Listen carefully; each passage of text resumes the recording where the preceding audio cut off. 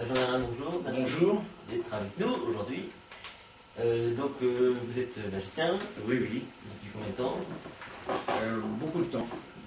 Alors, j'ai une première question déjà à vous poser. Je ne sais pas si. Allez.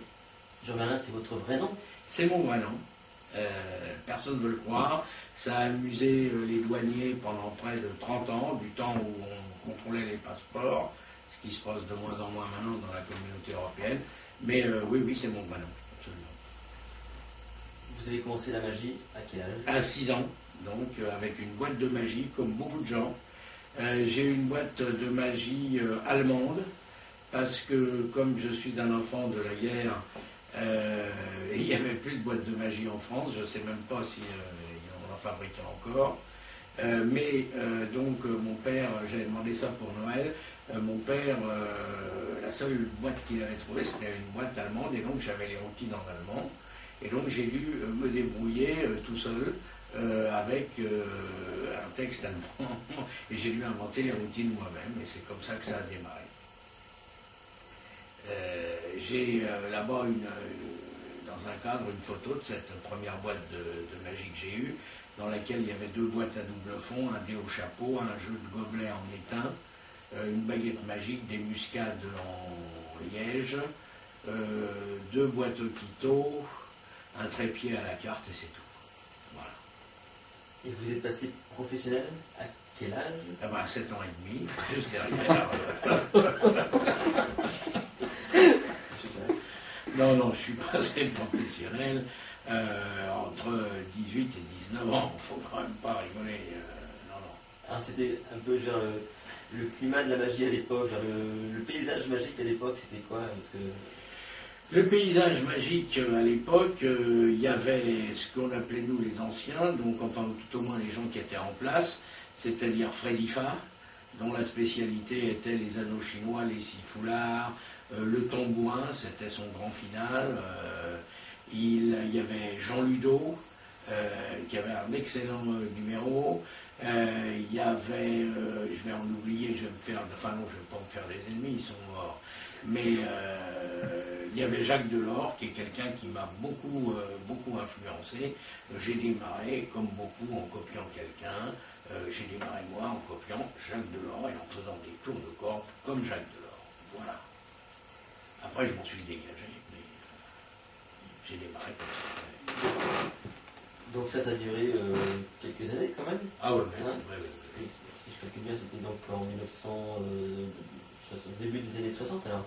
Ouais, j'ai commencé donc plutôt vers 65, D'accord. 65, dans les petits cabarets qui n'existent plus d'ailleurs. Mais après, ça a été coupé parce que j'ai dû aller faire mon service militaire, puis je suis revenu, et voilà. Et j'ai repris les cabarets, et j'ai guère cessé depuis. Chaque fois que j'ai cessé, c'est parce que j'avais des contrats. Bon, j'ai quand même pas mal voyagé, mais disons que mon port d'attache, ça a toujours été Paris. Je suis un Parisien dans l'âme. Je suis quelqu'un qui n'aime pas la campagne, qui aime vivre dans les capitales, avec beaucoup de néons, beaucoup de théâtre, beaucoup de...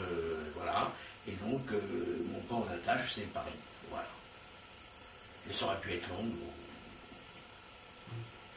Donc vous êtes un magicien un petit peu atypique pour... C'est ce que tout le monde me dit.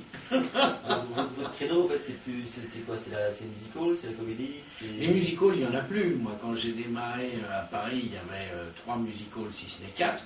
Il y avait Bobino, où j'habitais, moi, en face Bobino. Il y avait l'Alhambra, il y avait l'Olympia et il y avait Pacra. Le plus intéressant, c'était Pacra, parce que c'était le dimanche après-midi, le rendez-vous des souteneurs, des prostituées et du bas peuple.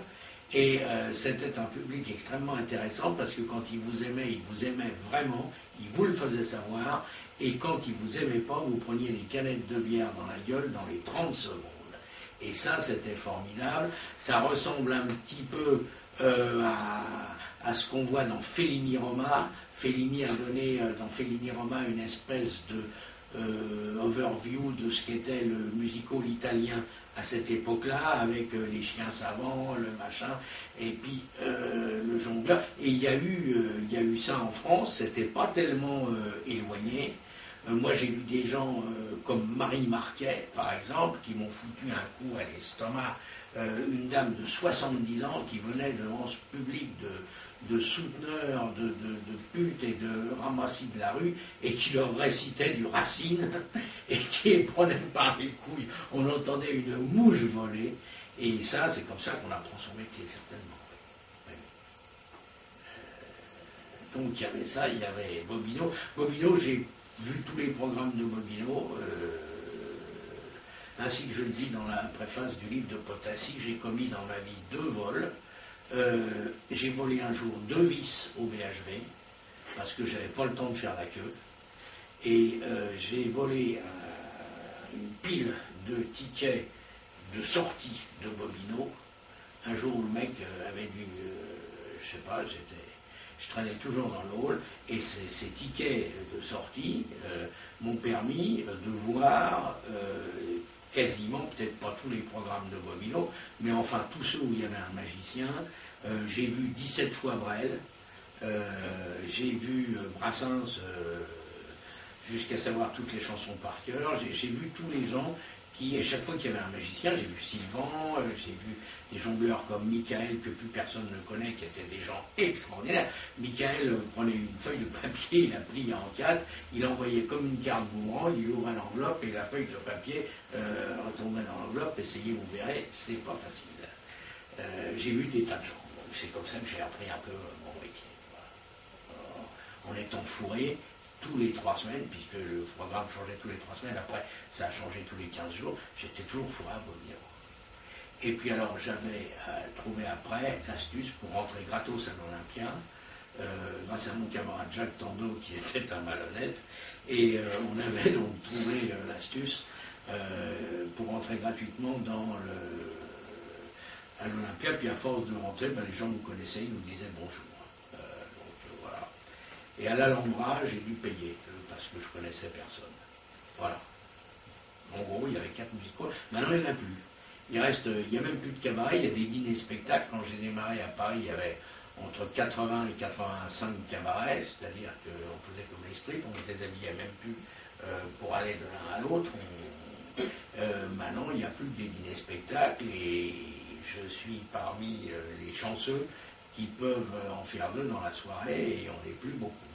Voilà. Ben justement, vous avez quel regard sur la magie d'aujourd'hui, sur ce qui se passe aujourd'hui? Je ne sais pas comment ça a évolué vraiment, parce que mais si on prend un peu l'évolution de la magie depuis que vous avez commencé aujourd'hui, comment vous voyez ça? Et je pense que c'est les conditions de vie qui ont changé, les conditions de vie du public, et que de par là, nous, on est un peu obligés de changer.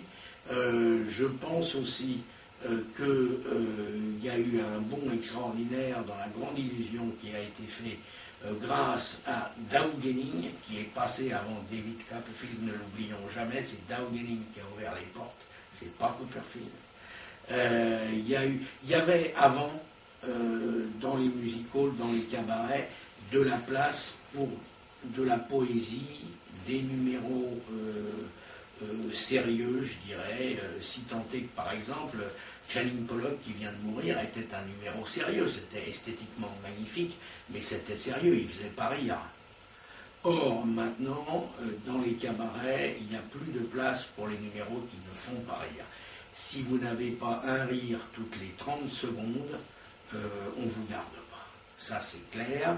J'ai vu, moi, si vous voulez, le truc se rapetisser comme ça. Hein. Avant, un numéro comique, c'était quelqu'un qui avait un rire toutes les minutes et demie. Du temps de Coluche, il avait imposé un rire toutes les minutes. Coluche qui a fait beaucoup aussi, on n'en parle jamais assez. Il y a eu l'avant Coluche et l'après Coluche. Et on en est maintenant au niveau du un rire toutes les 30 secondes, et si possible, un rire toutes les 15 secondes, ce qui est encore plus fort. Je pense que ça a été dicté par la télévision. C'est sûr que la télévision a fait du tort, c'est sûr qu'on peut regarder des émissions de télé en chaussons, en sirotant une bière comme un match de football, qu'on n'a plus besoin de s'habiller, qu'on n'a plus besoin de payer, qu'on vous amène tout à la maison.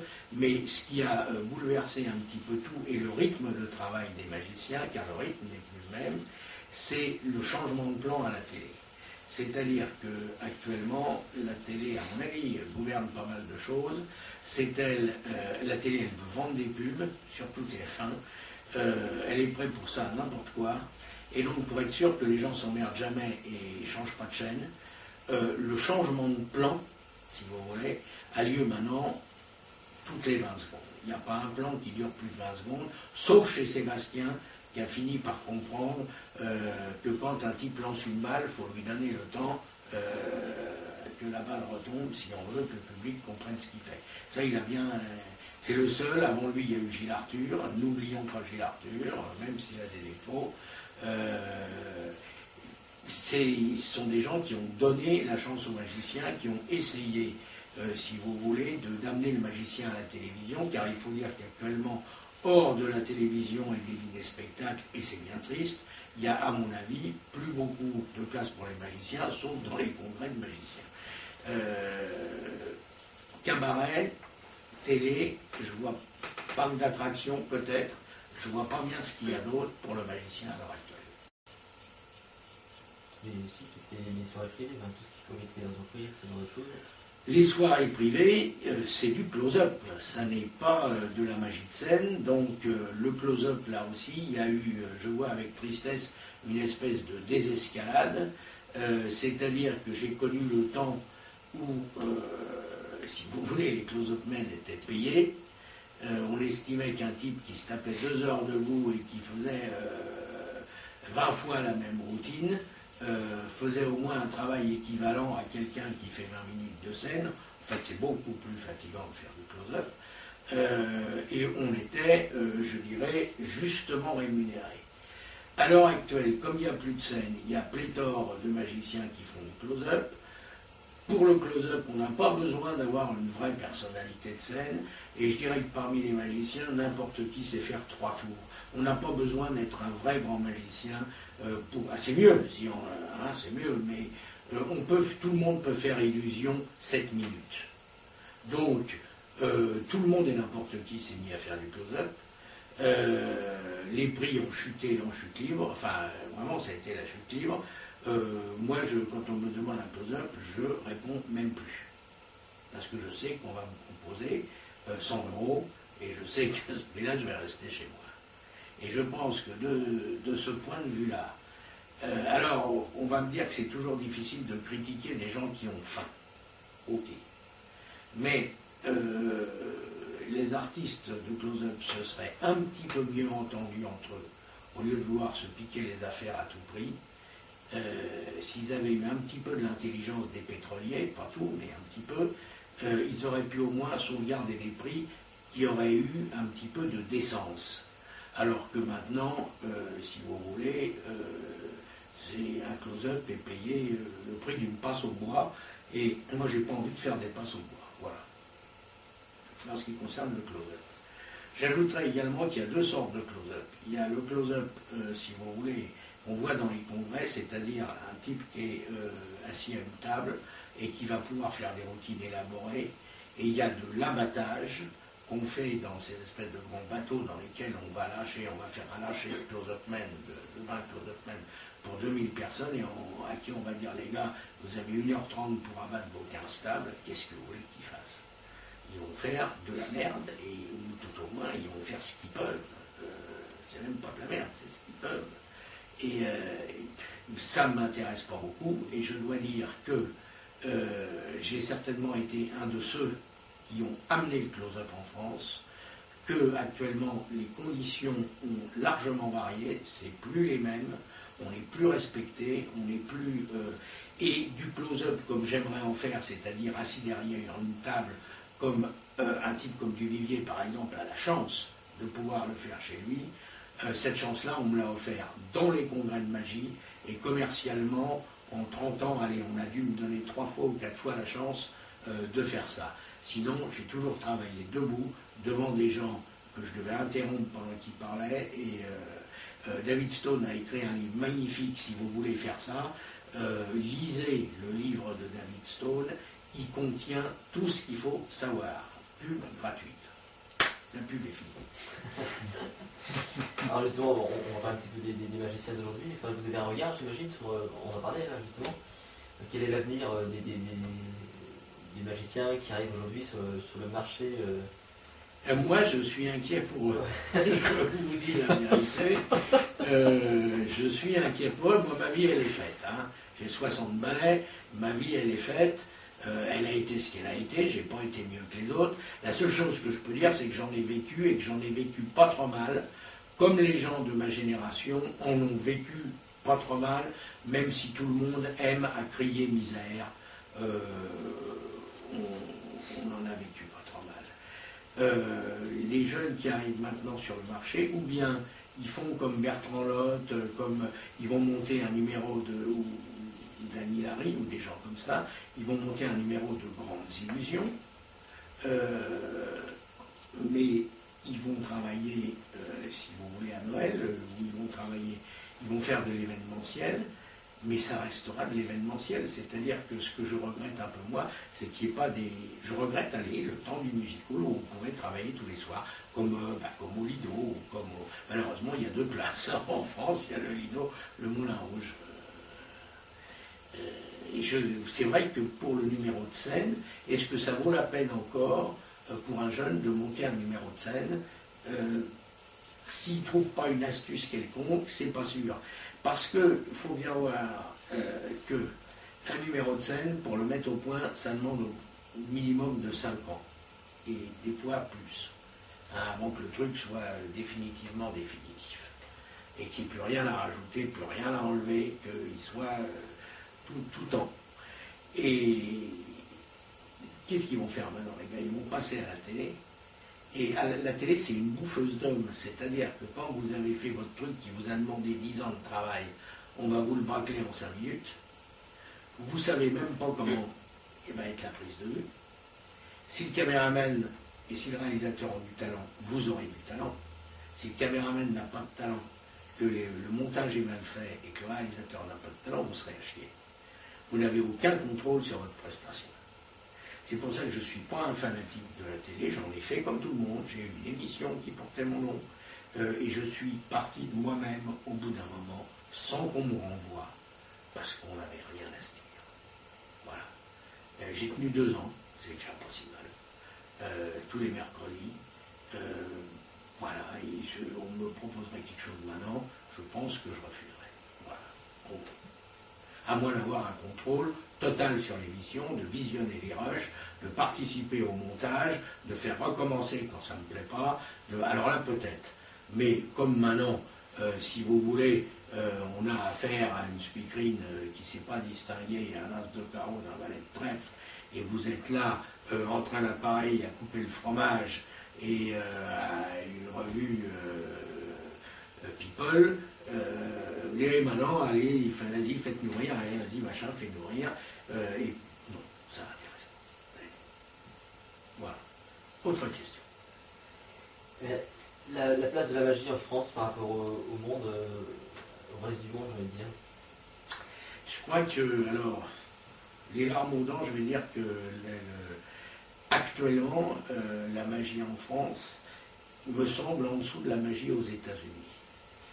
Ça vient aussi du fait qu'on est moins nombreux, ça vient aussi du caractère du français, c'est-à-dire que quand les Américains, ils sont plus sport d'équipe et nous, on est plus one-man show. C'est-à-dire qu'un Français, il aime travailler tout seul, j'en suis l'exemple typique, hein, je revendique ça, on n'aime pas les trucs d'équipe. Si même on ne parle pas de la magie, en France, on fait des one-man shows. Aux États-Unis, ils font des comédies musicales dans lesquelles il y a 80 personnes. Des one-man shows aux États-Unis, moi j'en ai vu 4 ou 5, ils ne sont pas nombreux. Il y a Rita Rodner qui est à Vegas. Il y en a, mais ils sont 4, 5. Le reste, c'est des productions, ce qu'on appelle, où il y a 80 personnes, machin. Ils font un travail d'équipe. Le Français n'aime pas travailler en équipe, moi le premier. Donc, j'ai travaillé dans des spectacles où j'étais très content. On me proposera un truc rigolo, je serais content de le faire. mais il n'en reste pas moins vrai que le Français aime gagner tout seul et l'Américain aime gagner en équipe. Et quand vous prenez un jeune qui a de l'avenir, je pense qu'en Amérique, il va aller au Magic Castle, on va l'aider. Il y a des gens qui vont lui dire, il va écouter ce qu'on lui dit, il va machin, tout. On va mettre à sa disposition un type pour reconstruire le matériel, un mémoire, tout ça. En France, il va montrer ça dans son club et tous les autres types de son club vont dire pourvu qu'il se casse la gueule au concours. Et ça, c'est le caractère du français, c'est pourquoi actuellement. Alors, je sais qu'il y a des choses qui sont faites depuis l'AMLO. Simplement, je me pose la question de savoir si les gens qui aident et qui n'ont jamais fait de scène pour la plupart sont vraiment les gens qui devraient aider. Moi, on me demanderait d'aller juger des trapézistes, je déclinerais l'offre. Je vais parler un petit peu de votre carrière. Ça veut bien. Vous avez, moi aussi, je crois qu'il y a quelque chose à dire.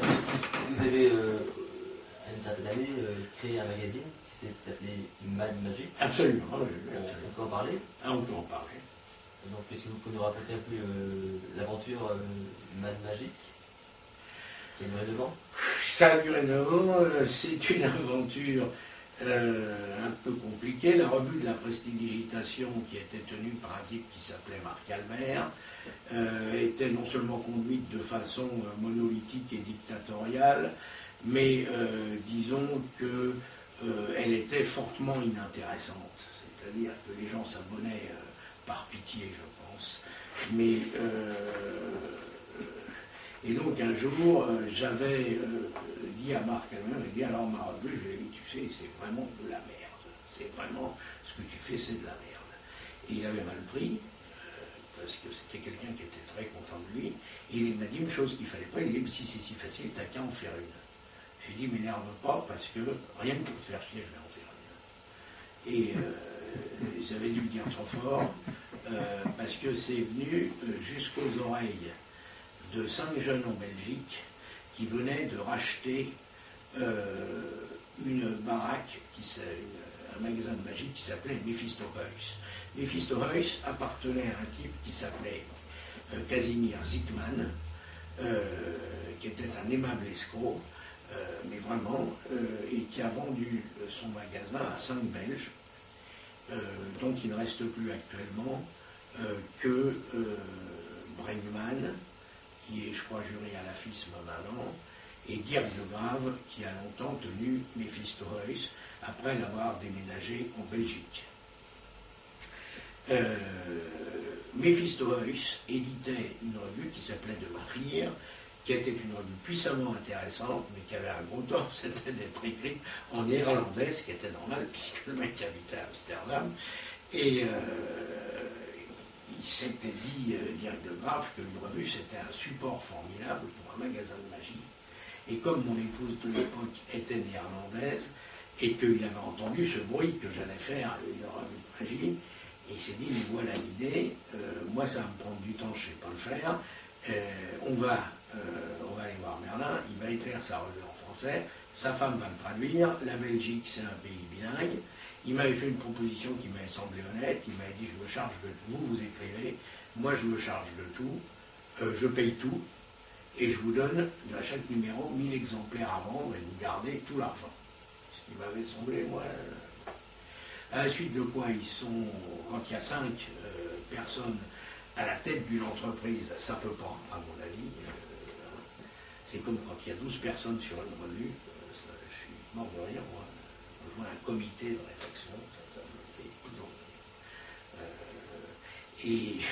Et ben ils sont engueulés, et finalement il est revenu, il m'a dit, tu sais, je suis emmerdé, mais la revue on ne peut pas la faire. Mais pendant ce temps-là, moi j'avais bossé, Hodge, il avait bossé, parce que j'étais allé voir Hodge, j'y avais dit, alors on va dire un mot de Hodge, parce que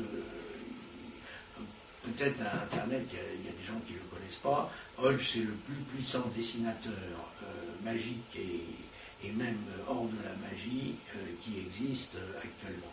Il aurait le sens du commerce, il serait drivé par un mercantile de haut vol, il serait actuellement aussi connu que Picasso. J'ai pour ce monsieur le plus grand des respects.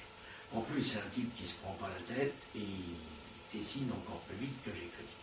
Et donc, à la suite d'une rencontre au Lutetia, qui ont un congrès, il m'avait dit, si un jour vous faites quelque chose, je voudrais en être, ben, je l'ai écouté, ça tombe bien, je vais faire une revue, est-ce que vous voulez dessiner dedans? J'ai dit, j'ai pas de sous, j'attends le... J'avais un commanditaire, il s'est barré, j'ai pas de sous, notre seule chance, c'est de prendre des abonnements au congrès. Est-ce que vous voulez vivre cette aventure avec moi? Et la seule chose que je peux vous proposer, c'est qu'on partage les bénéfices, parce que c'est tout. Et donc, on est parti, il m'a jamais emmerdé. J'ai tenu scrupuleusement des comptes, il n'a jamais voulu le regarder, que j'ai encore, s'il les veut. Et donc, on a lancé une revue dans un Magicus en septembre, en espérant avoir suffisamment d'abonnements, de récolter des chèques d'abonnement pour pouvoir faire imprimer le premier numéro. Et donc, c'est comme ça qu'on a fait imprimer le premier numéro. Puis après, ça s'est enchaîné. Voilà. 9 ans 9 ans.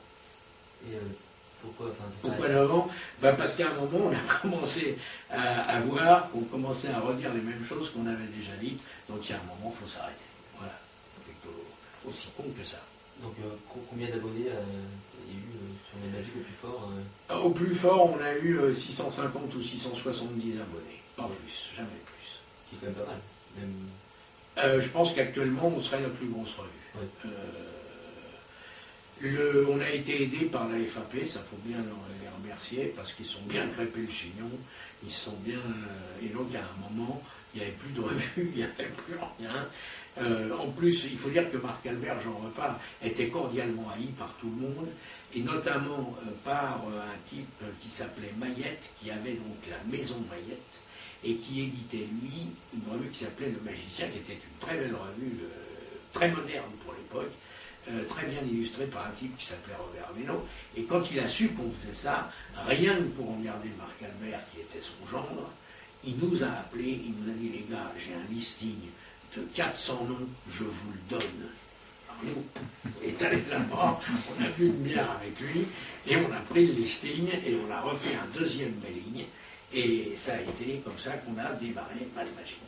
Et si vous voulez, on a fait notre première annonce en septembre, ça avait fait scandale, moi je l'avais fait exprès, j'avais fait un texte qui faisait scandale, Hodge avait fait des dessins limite pour pornographe, enfin très jambon vert.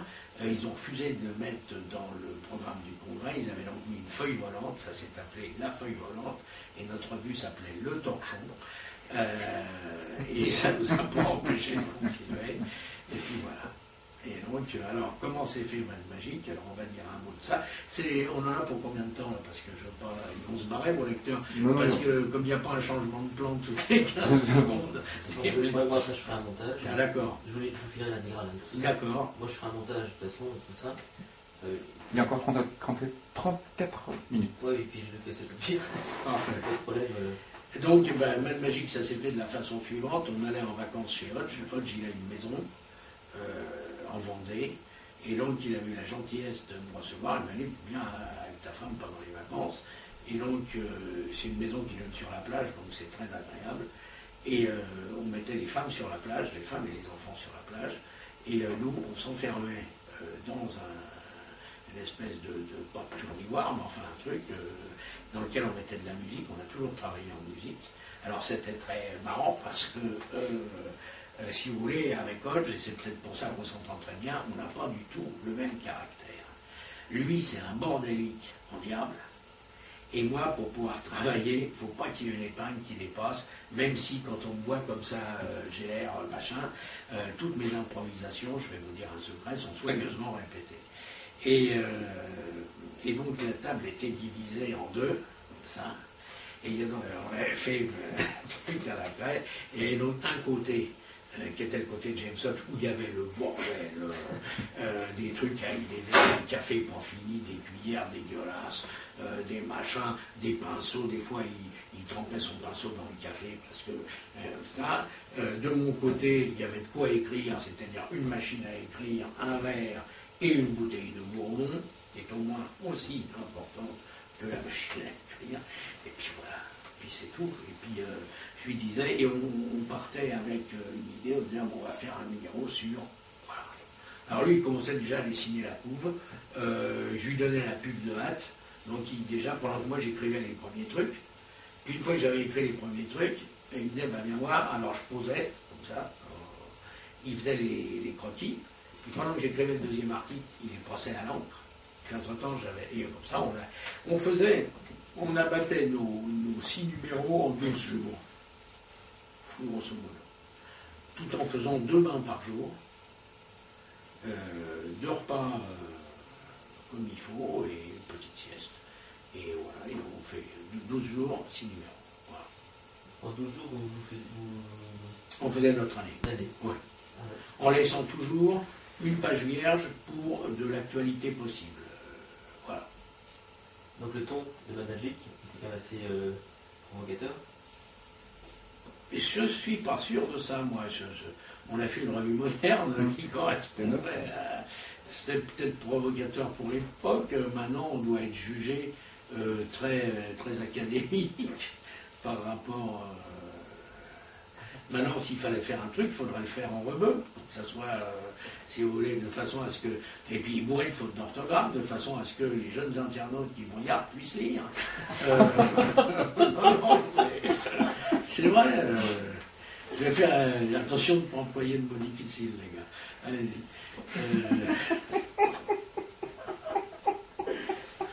Ce qui est super avec Mad Magic, c'est toujours actuel.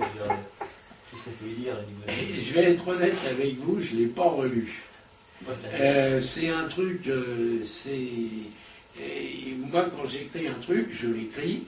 Hein, c'est un peu comme quand on va aux toilettes, vous avez un truc à faire, vous le faites, et une fois que c'est fini, c'est fini. Voilà, je ne me relis pas, je ne me complais pas dans la relecture, dans mes chefs-d'œuvre. Une fois que j'ai posé mon truc, je l'ai posé, et je passe au suivant. Voilà. Je n'ai pas vraiment de culte, donc je n'ai jamais relu Mad Magic, à part quand on nous a cherché, on a eu une personne qui nous a un peu cherché des coups dans la tête à un moment.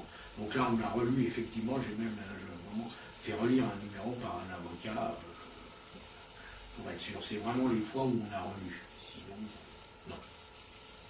Mad Magic, c'était l'occasion de rencontrer ou de faire connaître des personnalités, des personnes... Ah ben, il y a eu à un moment un snobisme. Tout le monde voulait être dans Mad Magic. Si vous voulez. Personne n'a voulu qu'on débute. Et au bout d'un moment, on n'avait même pas à chercher. Les gens venaient se proposer. Si vous voulez. C'était des gens comme Bernard Milis, très gentiment. Il m'a dit que tu n'es pas un fin cartomane. Je lui ai dit non. Il m'a dit, moi je vais te faire la rubrique de cartomagie. Ben, je lui ai dit, si tu veux. Mais Bernard, c'est pas un écrivain. Donc il me faisait le truc, puis je réécrivais derrière en essayant de redonner le ton de la revue. Et on a fait beaucoup de numéros spéciaux, c'est-à-dire Fechner, qui est un monsieur très occupé, nous a appelés en nous disant « je veux faire un Mad Magic ». Il a même fait pour nous des tas de trucs, qu'il en soit remercié.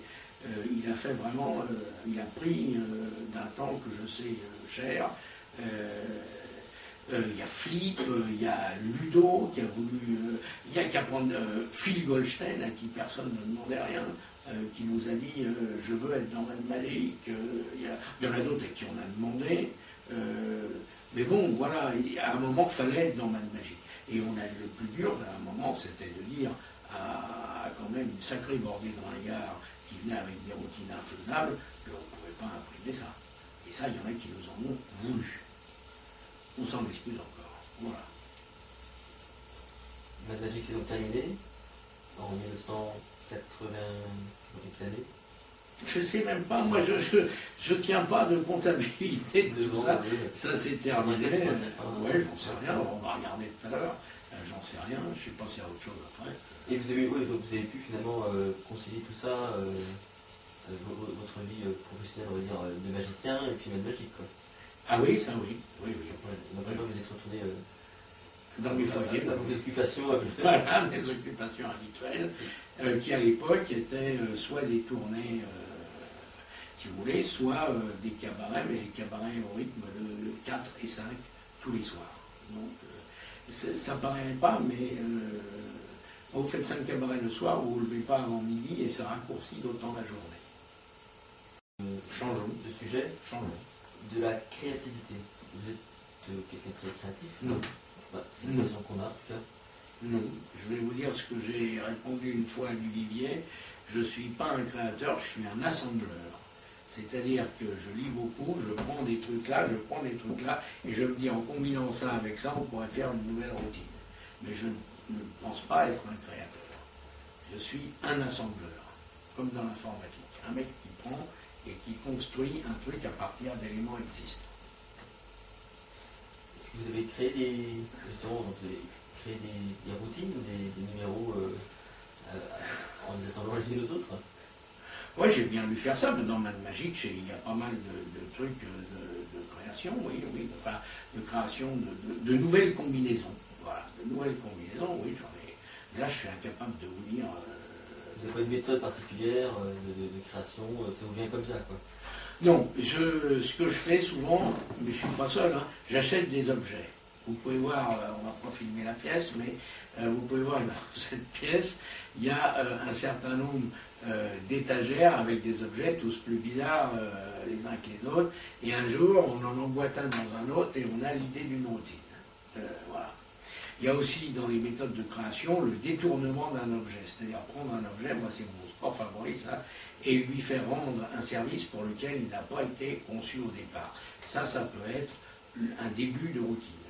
Il y a aussi dans les procédés que j'ai employés le changement d'échelle, c'est-à-dire prendre un truc de close-up et remplacer la pièce par une bonne femme et voir ce qui se passe.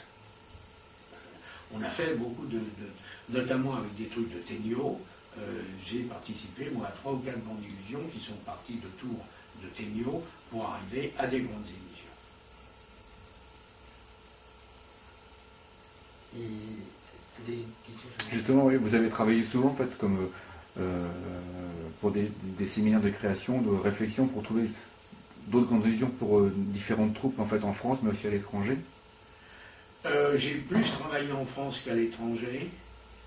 La seule personne pour laquelle j'ai travaillé étrangère, ça doit être Copperfield une fois. Sinon, j'ai échangé, oui, des vues avec un certain nombre de gens. J'ai été pour ça rémunéré.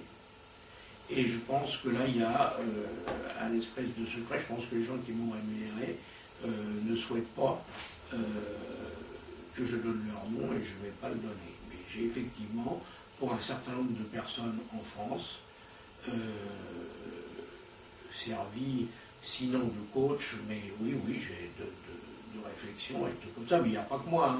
Hein. Hodge aussi fait ça. Il y en a bien 2-3 qui font ça. Oui. Mais je pense que, si vous voulez, les gens veulent aussi une espèce de confidentialité là-dedans.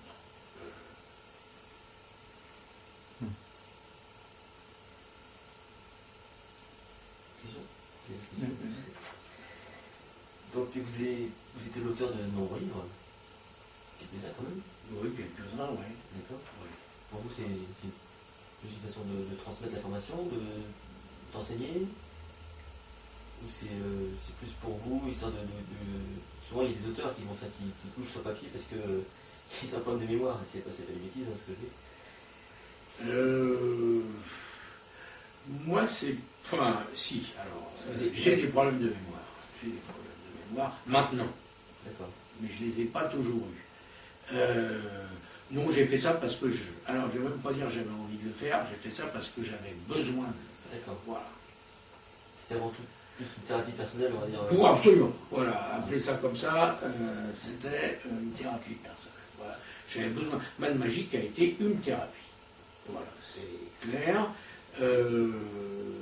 Il y a aussi des trucs qui vous font râler. En général, moi je suis un mec qui marche à la colère. C'est-à-dire, je me dis, putain, mais bon, ça. Alors, je dis, je vais faire un truc pour montrer le contraire. Je me suis rendu compte, par exemple, c'est tout con, il n'y avait pas de livre en France sur la magie des cordes. Mais il n'y en avait pas, il y en avait 0. Comment est-ce possible? Allez, on va faire un truc sur la magie des cordes. Il y avait 2-3 bouquins de Marconix sur les foulards, qui étaient soigneusement en hollandais et en anglais. En France, il n'y avait rien. J'ai donc commis 2 petits opuscules de base sur les foulards, parce que j'estimais qu'il n'y avait rien. Il n'y avait pas de routine, toujours sur les foulards, il n'y avait pas de routine de 6 foulards correctement expliqués. Même dans le bouquin de Potassi, là, qui vient de sortir, et qui est un très très grand bouquin de magie, achetez-le, la routine est mal expliquée. Il faudrait le refaire point par point. Dans les mains magiques, par exemple, on s'est attaché à reproduire fidèlement et à expliquer fidèlement la routine de boule zombie de Pierre Sweeton, qui est certainement la plus grande routine de boule zombie existante.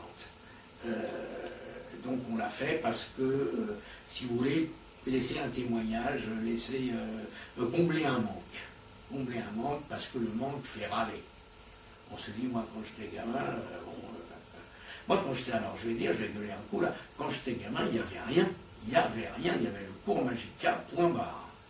Et pourquoi j'ai écrit les 2 premiers, mes premiers bouquins, ça a été le premier livre de close-up, parce qu'il n'y avait rien sur le close-up, et je voulais amener le close-up en France, parce que je l'avais vu faire aux États-Unis, donc je voulais l'amener en France, et j'ai dit, je vais écrire un livre de close-up, de toute façon on le vendra un petit peu, il n'y a rien. Et c'est quoi, puis de fil en aiguille, ça c'est, après les choses s'enchaînent. Ouais, et comme l'originalité de vos livres, bon, vous n'êtes pas le seul, mais vous êtes allé quand même plus loin que la description de simple tour. Vous avez fait une analyse quand même de mise-direction, de la protection de heureusement, sinon c'est pas la peine d'écrire un livre. Si c'est pour refaire une explication de marchand de trucs telle qu'elle vous est livrée avec, si vous voulez, l'appareil, vous n'avez pas besoin de moi. Enfin, c'est pas la peine. Ce qu'il faut, c'est dire, ce truc, je l'ai fait 5 mois. Ça c'est trop grand, ça c'est trop petit, ça c'est une connerie, ça faut le refaire. C'est parce que vous l'avez essayé, si vous voulez. Et c'est ce qui fait la différence entre. Parce qu'on peut vous conseiller comme auteur à succès quand même, parce que j'imagine que vous faites partie de ceux qui vendent le plus de livres. Moi, c'est l'image que j'ai. Hein.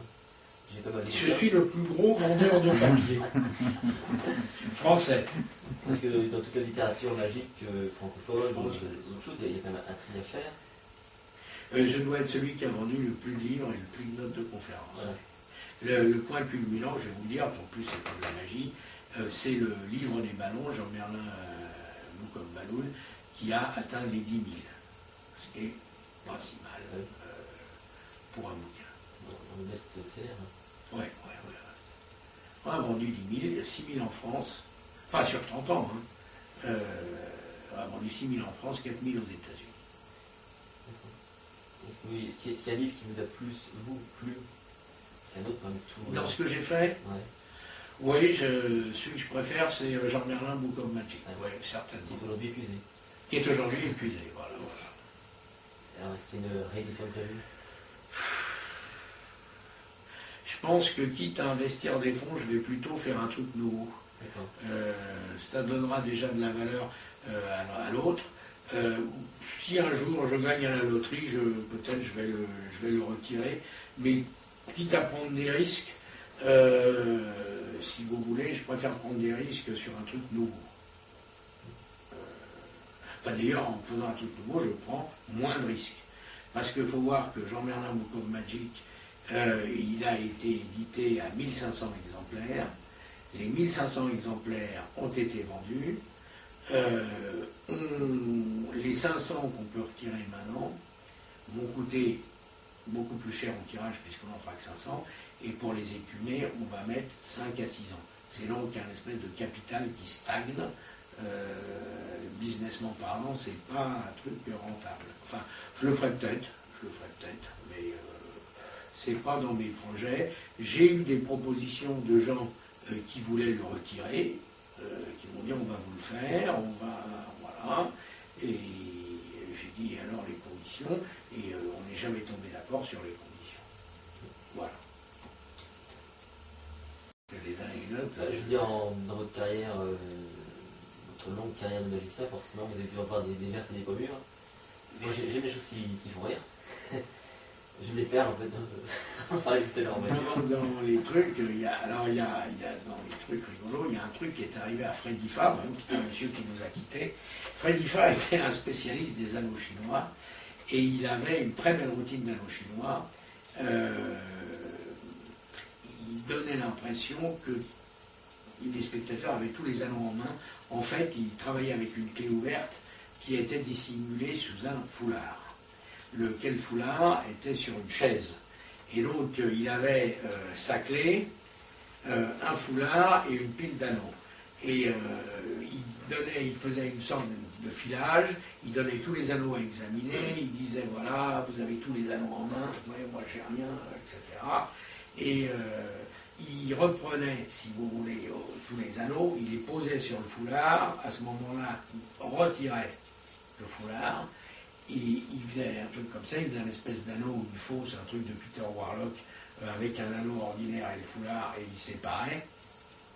Il reprenait le paquet et il avait rajouté sa clé. Alors, il a fait ça 40 ans, le père Freddy, et jusqu'au jour où il était dans une espèce de, c'était un truc pour une fête, pour les écoles, pour je sais pas quoi, enfin c'était pas une grande salle, c'était pas un grand music hall, c'était un truc, une salle paroissiale, une salle de province, il y avait matinée et soirée, et donc il fait sa matinée, avec Yvette, et puis ils vont bouffer en attendant la soirée. Et il revient à la soirée, il prend sa routine, il fait tout, et il ne trouve plus sa clé. Alors il tourne les anneaux, il cherche, il marche. Non, il y avait le nombre d'anneaux. Et à ce moment-là, il a fait comme il a pu, il a terminé la routine avec des filages. Et les gens s'en vont, tout ça, on le paye, et le type dit ah, monsieur Freddy Farr, on a été inquiet pour vous, on a été inquiet. La femme de ménage a foutu toute votre chaise en l'air. Il y a un anneau qui s'est cassé en deux. Heureusement, mon frère qui est plombier vous l'a entièrement ressoudé à l'argent. Si vous voulez, c'est comme neuf. Et donc, je lui ai dit merci beaucoup. Voilà une anecdote. Et vous, il est arrivé des trucs Ouais, mais comme ça, un brûle pour point. Est-ce que vous pouvez nous parler un peu de Slagini que vous avez connu quand même Enfin, je l'ai connu, je ne l'ai pas fait sauter sur mes genoux, Slagini. Slagini, j'ai eu avec lui des rapports de maître à élève, enfin, je crois qu'il ne m'aimait pas beaucoup, enfin, il ne m'aimait pas trop parce qu'il trouvait que j'avais trop de caractère. Alors, je peux vous raconter ma rencontre avec Slagini, ça se passait à Barcelone, au Palacio dei Naciones. J'avais gagné un concours. À ce moment-là, c'est comme les jeux de 20 heures ou les conneries qu'il y a à la télé. À cette époque-là, c'était à la radio. C'était l'époque de la radio. Donc, comme j'ai toujours fait beaucoup de musique, j'avais fait les billets des arts de musique et j'ai concouru et j'ai gagné. Et à l'époque, j'avais gagné le prix. Alors, mais c'était en 63 ou 2, je sais pas. Et j'avais gagné 3-4 000 balles, ce qui à l'époque était un ouvrier gagnait 800 francs par mois. Et donc, je suis allé à Barcelone. Il y avait un concourir avec mon superbe numéro de corde en français devant une audience internationale, ce qui est vraiment, il faut avoir 18 ans pour suffisamment con pour faire ça. Mais j'avais eu un très beau silence et en sortant de scène, il y a un espèce de petit bonhomme qui vient me voir et épaule you speak English? Yes, I do. Let me tell you something. Go. Et le type commence à me démonter mon numéro de corde en me disant là, vous mettez la main comme ça, moi j'aurais mis la tête comme ça. Et comme j'avais 18 ans et que j'étais très fier d'être con déjà, j'ai dit écoutez, mon brave, si vous aviez du talent, vous le feriez vous-même. Merci, ça m'a fait plaisir. Et là, j'ai vu autour de moi tous les sourires se figer. Et là, on dit, tu sais à qui tu viens de parler, là? C'est Slagini. Et moi, Slagini, je n'avais jamais entendu parler, je ne savais pas qui c'était.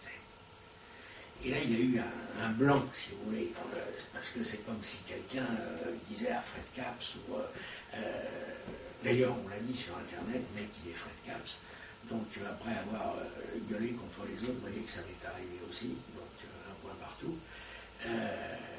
Et les gens m'ont dit, mais attends, c'est le plus grand magicien de tout du monde, tu es un gros con. Et le Fialo m'a dit, écoute, je vais t'arranger le coup parce que là, c'est pas possible ce que tu as fait. On ne fait pas ça. Et il a invité Slaghini à déjeuner, il m'a invité au même déjeuner, il m'a placé en face Slaghini, il m'a dit maintenant tu vas t'excuser, et il a dit à Slaghini, make him dream. Et Slaghini m'a fait de la magie pendant tout le repas, jusqu'à temps que je pleure. Mais il m'a tout fait. À un moment, alors on a parlé de la misdirection. Qu'est-ce que c'est que la misdirection? La Michoyo. Voilà. Alors il avait son assiette qui était là, il y avait une fourchette, il y avait un couteau, et il prend la fourchette et watch. Et il n'y avait plus de fourchette. Alors, il appelle le garçon, il dit, please, one more fork. Le garçon vient, prend la fourchette, et il n'y a plus de fourchette. Alors au bout d'un moment, quand on lui a ramené la 4e ou 5e fourchette, il y avait tous les garçons autour. Et il dit, now I will show you what misdirection is. Et là j'étais rivé sur la fourchette, au moment où il allait la lever, et il regarde les garçons, il fait, m'apporterait aussi un couteau. Et là c'est le couteau qui avait disparu, il dit, that is misdirection. Et c'était bon, après je me suis excusé platement, on s'est revus, je suis allé prendre des cours chez lui à New York, mais je crois qu'au fond de lui-même, il ne m'avait jamais pardonné. Il y a des amis qui nous ont...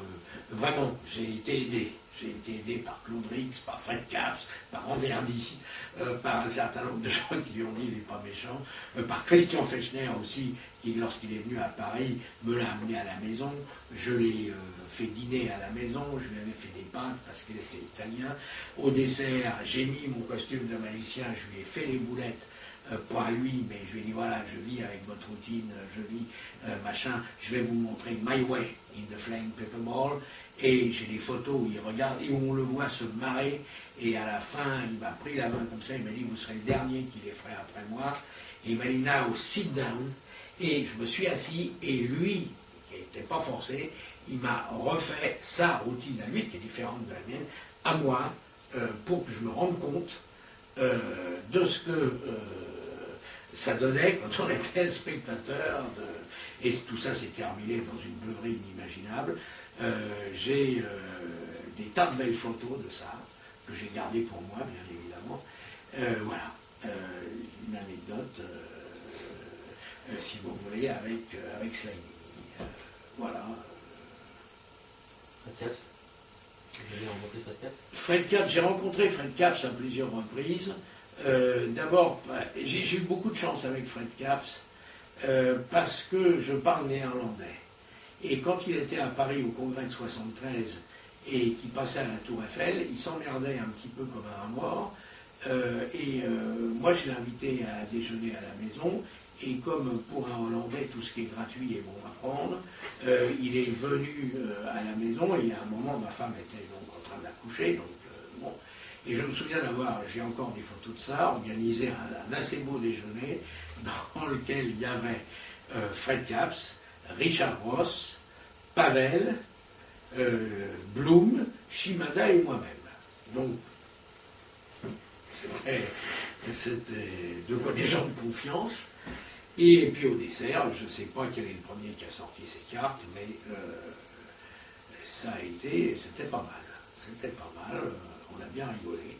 Et donc, après, comme il était là 15 jours, il m'a dit est-ce qu'on peut se revoir, machin. Et je crois qu'il m'aimait d'autant mieux que je lui ai jamais demandé ni de m'apprendre, ni de m'expliquer un truc, parce que je savais très bien que je ne pourrais pas les refaire comme il les faisait lui. Quand on a fait le casino de Knock, après, j'ai partagé sa loge. Et donc, il laissait tout en vrac, comme Shimada d'ailleurs, comme d'autres dont j'ai partagé la loge. Plus ils sont grands, plus ils en ont rien à foutre. Quand on voit les musiciens qui... quand je vois des gens qui vendent le sel de Fred Capps, des marchands de trucs, avec des appareils en bois, ou en métal, ou machin, et qui garantissent aux clients que c'est le sel de Fred Capps, moi je peux vous dire comment était fait le sel de Fred Capps. C'était une boule en caoutchouc, même pas même pas rose, elle était grise, qui avait été rafistolée. Je me suis toujours demandé si c'était pas le bout d'une poire à lavement ou le bout d'une canule ou de je sais pas quoi. Il avait fait un trou dedans, il avait collé un dé à coudre, pas un dé à jouer, pour pouvoir la piquer comme ça face au public avec l'annulaire, et il y avait une fente,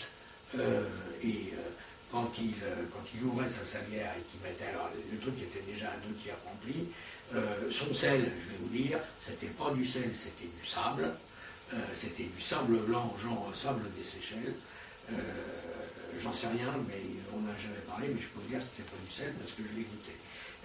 C'était du sable, et donc il finissait de remplir avec sa salière, et après il tapait comme ça, il tournait et il faisait sa prise se faisait toute seule à l'annulaire, il faisait ça, et là, bon, puis après il faisait tout son cinéma, et avec le pianiste. Mais on a dit qu'il faisait tomber des tonnes de sel, il faisait tomber le volume d'une boule en caoutchouc de 50 cm de diamètre. Point barre. De 50 cm. Pas de 50 cm. De 5 cm, excusez-le. Et l'alcool, au bout d'un moment. De 50 mm de diamètre. Voilà. Oui, parce que sinon. Il y a des grandes mains. Il y avait des grandes mains. Il faut le laisser au montage, ça, faut le laisser. Donc, si vous voulez, quand j'ai vu aussi des gens qui avaient des systèmes électroniques très performants pour allumer des trucs en cours de numéro, Caps, il avait une bougie de chauffe-plate, il avait un grattoir d'allumettes collé et agrafé pour pas qu'il se décolle dans son espèce de guérillon qui ressemblait à un tambour, et en prenant un portefeuille, il grattait l'allumette, il allumait la bougie comme ça, il faisait un tour pendant le gala, et après, quand il avait besoin de feu, il en avait directement. Et il n'a jamais eu de système électronique, on en avait parlé d'ailleurs ensemble, puisque c'était l'époque d'Amberdy. Il me disait, moi je ne fais plus confiance dans une allumette que dans la... Et d'ailleurs ces allumettes, elles étaient collées par deux. Comme ça, s'il y avait un truc, il est collé avec de la colle cellulosique, alors en plus la colle cellulosique, ça prend bien feu, et donc il n'a jamais eu de problème avec ça. Et Gauchman, alors, que vous avez connu aussi, dans les grands? Ben, Gauchman, j'ai toujours eu des rapports privilégiés avec Gauchman. On avait la solidarité des gros. Gauchman était un personnage hors norme que moi j'adorais. Et j'avais bien remarqué un truc, c'est que alors Gauchman n'aimait pas trop Slagy.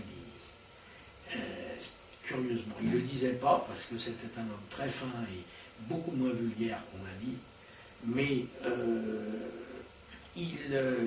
alors je crois qu'il n'aimait pas Slagy ni parce qu'il ne pouvait pas faire du Slagy. Et ça l'emmerdait un peu parce que Gauchman était un très grand magicien. Il avait développé ses propres méthodes dans lesquelles il n'y avait quasiment rien. Enfin, quand je vois des gens qui font des faux dépôts et des machins, Gauchman il mettait 2 pièces là, il mimait le jet dans l'autre main, et c'est tout. Il gardait ces 2 pièces empalmées, il ne s'est jamais emmerdé. Et vous aviez visuellement l'impression que les pièces étaient là. Et après, vous les faites disparaître, soulever la salière.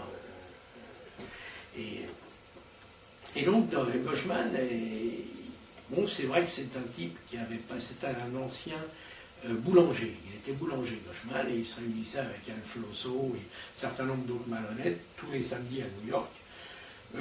Jusqu'au jour où le Magic Castle s'est développé et où il a émigré sur la côte ouest et où il est devenu professionnel. Dans un premier temps, il a plus vécu de la fabrication des éponges que de son truc de professionnel. Il avait, je dirais, il manquait parfois d'éducation, c'est-à-dire qu'il avait une magie qui était supérieure à l'éducation qu'il avait reçue. C'était un petit peu ce qu'on appelle aux États-Unis roughneck, un mal dégrossi. Mais c'est un mal dégrossi qui avait un cœur gros comme ça, et qui vous aurait nourri quand vous aviez faim, logé si vous aviez froid, et qui a renfloué de ses propres deniers, même si personne ne l'a dit, à plusieurs reprises le Magic Castle. Car, je vais vous dire un truc que vous n'allez pas croire, avant des petites balles éponges, Gauchman était devenu riche. Et il est devenu riche non seulement avec les petites balles éponges, mais surtout avec les faux Neptunes, qui étaient une seule balle éponge avec deux adhésifs qu'on se mettait là et qui vendaient par paquet de 4000 dans le monde entier. Et ça lui a vraiment apporté la richesse. Mais bon, il avait une magie, pour moi ça a été avec Slidini, oui, le plus grand close-up man du monde. C'était peut-être bien lui, le plus grand close-up man du monde. C'était un type... alors, il avait le problème, si vous voulez, c'est que bon, il n'était pas toujours habillé proprement, ça c'est clair, et comme tous les gros, quand il mangeait, il faisait des tâches. Et donc moi je ne me moquerai pas de lui, parce que ça commence à m'arriver aussi, plus on grossit, plus on fait des tâches, je vous demanderai à Bernard Mélis. Non, mais on a tous le même problème. Mais bon, c'était un type... j'ai plusieurs anecdotes avec lui, mais je vais vous en raconter une. Un jour, je le fais venir pour une conférence à Paris. Et alors, bon, moi je suis assez respectueux des gens qui... Et je l'invite, donc, il avait donné une conférence chez moi, pour laquelle les gens avaient payé assez cher d'ailleurs pour le voir. Il n'était pas avare d'explications. Et à la fin, je dis, ben, je vais vous emmener au restaurant. Ah ben, il me dit oui. Alors, c'était une époque où je débutais dans la vie, je n'avais pas beaucoup de sous. Et donc, je me souviens que ma compagne n'était pas venue au restaurant parce que j'avais de quoi payer 2 couverts, mais pas 3. Et on arrive donc dans ce restaurant qui s'appelait Moulin de la Bièvre. Et il me dit, voilà, moi, j'aimerais bien du foie gras. Alors, je demande, on a bien son goût, alors, les gens lui amènent du foie gras, il se baffre le foie gras. Et après, il prend un cassoulet, un confit, je ne sais pas quoi. Et tout d'un coup, il me dit, ça manque de musique quand même. Vous êtes sûr? Et le gars, oui, il faudrait de la musique. Et call de maître d'hôtel, alors on appelle le maître d'hôtel et il lui dit, vous n'avez pas de musique dans votre restaurant? En Amérique, il y a toujours de la musique dans les restaurants. Et le type me dit, non, monsieur, ici, c'est un restaurant un peu chicot, si on a bonne musique, excusez-nous. Ben, il dit, c'est pas grave. Et Gauchman me dit, Jean, il dit, c'est pas grave parce que dans ta voiture, j'ai mon magnétophone avec des cassettes. Et il avait cet immonde magnétophone de merde dont il se servait dans son numéro. Et il est arrivé, alors je lui dis, vous savez, je suis pas sûr que ça soit bien l'endroit, quoi. Si on va mettre de la musique sur le coin de la table, là, on va pas emmerder les gens. Et il met sa cassette, le marché persan, et le machin. Moi, j'étais assez gêné, et tout d'un coup, le maître d'hôtel vient. Et oui, monsieur, je m'excuse de vous déranger, mais vous voyez, là, ça gêne vraiment les autres personnes qui dînent. En plus, il n'a pas dit c'est de la merde. Mais enfin, c'était le résumé de mon opinion. Et il dit, monsieur, il ne faut pas, et Gauchman, vraiment, il dit, attendez, on est client, moi je veux un peu de musique. Alors, monsieur, il dit, vraiment, on va vous demander d'arrêter, attendez. Et là, il a sorti une pièce de monnaie. 2 pièces de monnaie. Le maître d'hôtel l'a regardé, il a appelé un autre maître d'hôtel. Vous allez croire ce que je vous dis, vous n'allez pas le croire. Moins de 10 minutes après, tout le restaurant était autour de nous, ceux des derniers rangs montés debout sur les chaises. Et il a dit, maintenant, je vais vous faire la houlette. Et pour la houlette, il a mis la musique du marché persan avec les foulards. Et il a fait la houlette. Et il a été applaudi, machin. Les gens venaient lui serrer la main. Ils nous ont offert des fraises, des alcools qu'on ne pouvait plus en boire. Et à la fin, il y a un mec qui me dit, écoutez, c'est moi qui me suis plaint pour la... Mais si ça vous fait plaisir, mettez-la votre musique. Et là, alors il a éteint, et la soirée s'est terminée comme ça. Voilà une anecdote, je pourrais vous en raconter les moins avouables, mais voilà une anecdote avec Gauchman.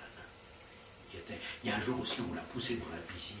Ça, c'était dramatique, parce qu'il avait la réputation de ne pas se laver tous les jours, et il était assez mal aimé au Magic Castle, comme partout ailleurs. Les gens le toléraient parce qu'il avait un grand numéro, mais quand il avait fini son numéro, dans les congrès au Magic, plus personne ne lui parlait. C'est pour ça qu'il m'aimait bien, parce que moi je lui parlais. Elle habitait à bouffer et tout. Et un jour, c'était un assez beau congrès, c'était en 73, après le congrès de 73, il y avait un... Comment? Donc j'étais au Magic Castle. Je m'y trouvais en même temps que Ricky Jeff, Red Cap, Slagnini, Sénateur Crendal, qui d'autre, Johnny Hart, Johnny Platt, Shimada, je l'ai dit. Shimada habitait au-dessus de chez moi. Et comme on avait déjà fait une tournée ensemble, on se connaissait bien, et on avait même fait un Olympia, je crois, ensemble. Je ne sais plus ça. Et je l'invitais à bouffer, et puis lui m'invitait. Lui, il faisait de la cuisine japonaise, et moi, je faisais de la cuisine française. C'était très très bon comme truc. Et un jour, Diana, sa femme de l'époque, me dit on va faire une partie, on va organiser une partie. Alors, je vais dire ça, moi je suis partant. Et donc, on organise une partie, et à l'époque, c'était des forts buveurs au Magic Castle. C'était tous, hein, que ce soit les frères Larsen, et tous. Et donc, on a organisé une partie, je pourrais vous montrer, parce que j'ai ça archivé en bas, le ticket de caisse des alcools, qui doit faire 80 cm de long, et on a tout bu. Et on était ronds, mais ronds. Et à un moment, il y en a un qui a dit, Gauchman est encore sale, on va le laver. Et ils l'ont poussé dans la piscine. Et ils ont commencé à laver Gauchman, qui évidemment ne voulait pas. Et voilà, j'étais contre d'ailleurs, mais on était bourrés comme il y avait Shimada qui disait à Fred Capps, ton numéro c'est de la merde, machin, et l'autre qui répondait, tu t'es pas vu avec tes éventails enflammés. Les gars étaient défoncés. Puis ça s'est, après, bon, chacun est reparti chez lui tranquillement. C'était un temps où on ne contrôlait pas l'alcoolémie en voiture. Voilà, maintenant on ne pourrait plus. Mais, ouais, il y en a eu d'autres des anecdotes avec Gauchman. Mais c'est vrai qu'il pouvait séduire extrêmement rapidement avec de Salière à une pièce. C'est le mec que j'ai vu séduire le plus rapidement avec zéro matériel. Enfin, quasiment pas. Justement, vous parlez de séduire, en fait. Tout à l'heure, vous nous avez expliqué comment vous étiez devenu magicien. Oui. Vous ne nous avez pas expliqué pourquoi vous étiez devenu magicien. Je crois que j'en sais rien. Enfin, je me suis... Oui, vous avez une petite idée, je pense, quand même. Oui. Ou même une grosse idée, à mon avis. Non, non, mais... Et on devient magicien, si vous voulez, par rapport à un manque, enfin par rapport à quelque chose. Hein, ça, on rentre dans le domaine de la psychiatrie, et si vous voulez, je ne suis pas forcé. Mais c'est vrai que n'importe qui, mais pas que les magiciens, d'ailleurs les peintres aussi, les musiciens aussi, on se lance dans l'artistique, dans un métier dit artistique, parce que là encore, il faudrait définir ce que c'est que l'artistique. Parce qu'en réaction à quelque chose qui ne vous plaît pas, ça peut être le poids dans mon cas, ça peut être une vision du monde qui déplaît. Vous savez, un peintre qui refait des tableaux, c'est parce que le paysage qu'il a devant lui, ou la femme qu'il a devant lui, ne lui plaît pas, il imagine autrement. Si ce qu'il avait devant lui lui plaisait, il ne peindrait pas. Ou tout au moins, il veut réorganiser une...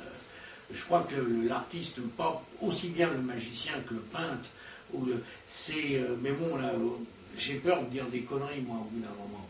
C'est un type qui veut être Dieu, enfin, qui veut réorganiser les choses, qui n'est pas content de la façon dont les choses ont été faites, et qui va les réorganiser à sa taille et à sa mesure à lui, et selon ses désiratés à lui.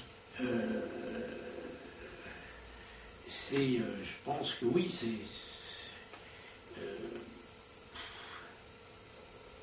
la magie peut être un moyen de séduction, c'est sûr, mais c'est pas le but premier de la magie, je crois pas. Je crois que le mec qui veut être magicien, c'est un mec qui veut être Dieu, quelque part. Il veut réorganiser les choses voilà. Maintenant, c'est une réponse que je donne, un autre magicien vous en donnera une autre. Ne prenez pas pour vrai ce que je suis en train de vous dire là. C'est une interprétation parmi des milliers. Sûrement.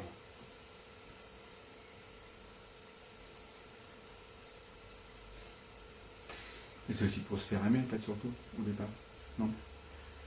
C'est un besoin d'être aimé, vraisemblablement. Oui, très vraisemblablement. C'est vraisemblablement pour pallier à de l'amour qu'on n'a pas eu. Ça, très certainement.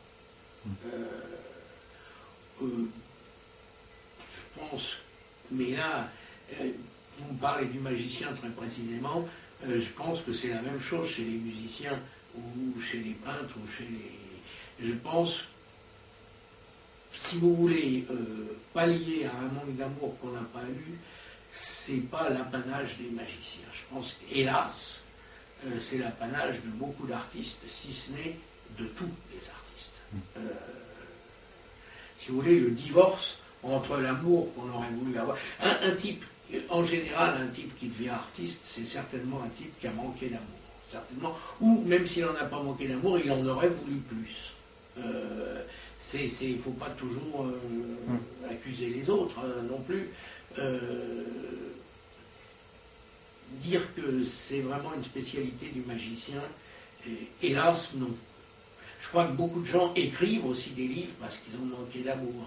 Je pense que même chez les marionnettistes, même les gens qui font du buto, même les danseurs, je crois qu'ils... Regardez Béjart, est-ce que c'est pas une perpétuelle... Béjart, est-ce que c'est pas une perpétuelle recherche de l'amour charnel, faute de mieux? Est-ce que quand Gainsbourg écrit l'amour charnel est sans issue pour Jane Birkin, est-ce que... Et pourtant, si vous voulez, Gainsbourg, si on faisait la liste des filles qui s'est tapé, il ne s'est pas tapé les plus moches. Vous regardez un disque, une fille, hein, vous prenez la liste des filles pour lesquelles, ben, malgré ça, il n'était pas content. Donc, il ne faut pas forcément non plus incriminer les autres. C'est peut-être soi-même, on a peut-être plus besoin d'amour qu'on nous en donne, ou on croit que... c'est vite fait aussi d'accuser les autres. Méfions-nous de ça.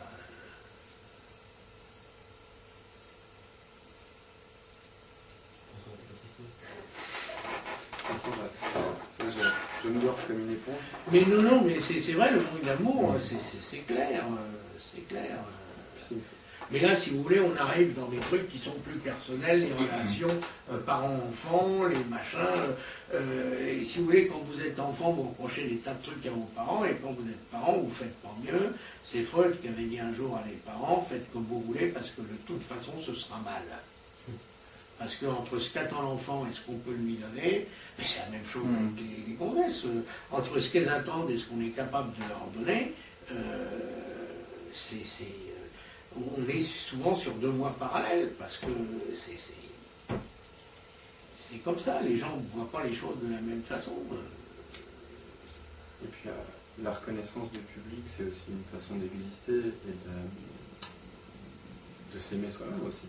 Quelque part, sans forcément avoir eu un manque d'amour, mais s'apprécier. Si on est apprécié, c'est qu'on est appréciable. Oui. Oui. Oui, ça c'est le côté féminin de l'artiste. C'est Blanche-Neige, c'est le côté je suis la plus belle du château. C'est-à-dire, on va au public comme la fée, ou la reine va devant le miroir, pour vérifier, miroir, joli miroir, dis-moi que je suis la plus belle du château. C'est ce qu'on fait, effectivement, oui, c'est le côté féminin de l'artiste, ça, oui, oui. On se rassure. En fait, quand on va au public, quelque part, on se rassure. On va voir si on est toujours baisable. Non, mais, ou aimable. Mais c'est sûr que le jour où plus personne vous applaudit, ça doit être très triste et on doit retourner de façon très triste chez soi. Ça, c'est clair. Ça pense un petit peu à Garcimore, ça, qui a fini finalement un peu dans l'oubli, Garcimore. Garcimore, c'était une star. Hein. Moi, je ne dirais jamais assez tout bien que je pense de Garcimore. J'ai fait une émission avec lui, je peux vous assurer, il y avait les meilleurs magiciens de Paris. Il est arrivé à la fin. Rien qu'en arrivant, il a fait une standing ovation. Les gens l'aimaient, Garcimore. Mais Garcimore, c'est comme Gauchman. Une fois qu'on n'a plus eu besoin de lui, on l'a jeté comme un vulgaire Kleenex. et c'est vrai que quand on a connu la gloire qu'il a connue de se retrouver tout seul dans un pavillon de banlieue, même si le pavillon de banlieue est beau, peut-être je ne peux pas parler pour lui, hein, mais je pense que Garcimore avait des problèmes. Il avait un enfant qui avait de graves problèmes de santé et qu'au bout d'un moment, il a sacrifié sa célébrité et tout ça au fait d'élever son enfant et d'en faire un enfant le plus normal possible. Et en ça, il doit en être salué. Il a peut-être sacrifié aussi une partie de sa carrière à ça. Hein. Mais dans la culture populaire, pour le profane, il reste quand même un référent dans la magie française. Ah ben complètement. Moi, je me souviens d'un jour où il est venu dîner à la maison. Je peux encore vous montrer les diplômes, parce qu'il avait apporté des diplômes à mes enfants. Il y a des enfants qui avaient quand même vu Fred Capps, qui avaient vu Ascanio, qui avaient vu Slaidini et Gauchman, et qui lui ont dit en fin de parcours, on est content d'avoir dîné avec un vrai magicien. Là, c'est Garcimore. Il avait amené ses souris, il avait amené son truc, il leur a fait... mes gosses, ils étaient comme ça.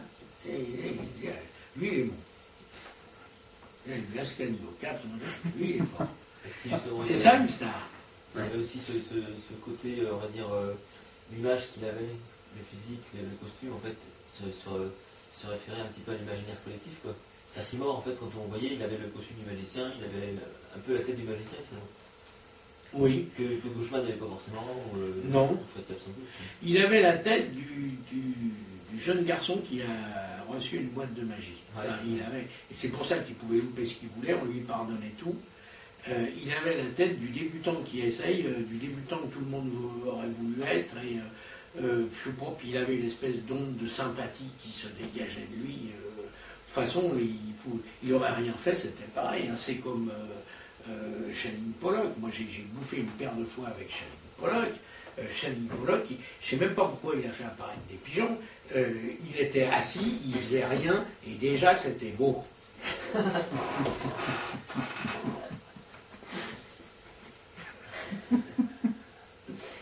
Alors, qu'est-ce que vous auriez fait, vous, si vous n'aviez pas fait de la magie? Alors, Gérard, tu disais que vous étiez aussi pianiste. Oui, j'aurais sûrement fait pianiste de bar. D'ailleurs, je l'ai fait. D'accord. J'ai été pianiste de bar et pianiste dans des cours de danse avec des filles qui aiment la jambe, répétiteur. Et pourquoi avoir choisi la magie plutôt que le piano? Je sais pas. J'ai continué de faire du piano tout le temps. Je préférais la magie, si vous voulez. Mais je sais pas. Mais Garcimore aussi, hein, il était. Nous, on a joué ensemble souvent, enfin souvent. On a joué ensemble une paire de fois. Il jouait de 15 instruments de musique, Garcimore. Enfin, lui, il était vent, surtout. Il jouait des vents. Mais il était venu, il avait débarqué chez nous un jour parce qu'il avait un côté quand même nomade. Il avait toujours un grand truc ou une remorque. Il avait toujours des instruments en dessous de la table pour faire marrer mes gosses. Il jouait il savait lire. Il jouait dans n'importe quel ton dans machin. Nous, on a pris des chorus comme ça, comme si on avait joué ensemble tout le temps. Hein. D'ailleurs, il me semble que dans une émission avec Denis Fat et puis Douglas, là, comment c'était Pierre Douglas. Pierre Douglas. Et il vit toujours, hein. Ah oui, Pierre Douglas, ouais. Mais moi, je me souviens d'avoir vu Garcimore avec un tuba ou un. Oui, ou un hélicon, ou un machin, ouais, il lisait la musique. Enfin, oui, il lisait la musique. Il avait suivi, comme Alberto Citta d'ailleurs, une classe de direction d'orchestre. Il était chef d'orchestre. Il pouvait faire une chose que je ne fais pas moi, c'est-à-dire lire verticalement, c'est-à-dire lire 12 portées, comme ça, comme font les chefs d'orchestre. Il savait faire ça. Ouais. Et il était parti parce qu'il a fui le franquisme. Hein. Il faut dire les choses comme elles sont. Voilà. Justement, vous venez de parler d'Alberto Citta, en fait, que vous avez pas mal connu quand même. Le problème, c'est que j'ai bien connu tout le monde. Mais oui, c'est ça. J'ai l'impression d'être le dernier des dinosaures. Non, je suis le prochain sur la liste. Arrêtez. Oui, j'ai bien connu Alberto Citta, oui. Qui était métamorphosé sur scène, qui était maquillé comme Ah oui, oui, la première, à Barcelone, justement, je parlais tout à l'heure de Barcelone quand j'avais rencontré Slaidini, il m'avait fait une farce aussi, là, Jacques Tandeau, donc, il dit, tiens voir, il dit Alberto Citta, il dit, je vais te le présenter. Alors, c'était sa farce favorite, Alberto Citta, à l'époque. Il rentrait dans la loge, et il vous montrait qu'il était seul dans la loge. Et on voyait bien qu'il était dans sa loge, donc il était en chinois, machin, etc. Et au bout d'un moment, il ressortait de la loge, habillé en civil, et disait « Monsieur Citta vous attend ». Puis il se barrait, et on frappait. Évidemment, au bout d'un moment, on rentrait, la loge était vide. Parce qu'on le reconnaissait, jamais. Il se mettait des trucs dans les joues, il avait des trucs pour lui tirer, il avait des bandes élastiques roses pour lui tirer les yeux, il était méconnaissable. Moi, je ne sais même pas si j'ai des photos de lui en civil. Ah si, je peux en avoir.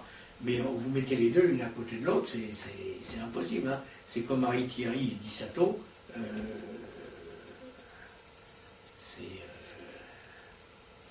ne pouvait pas les reconnaître.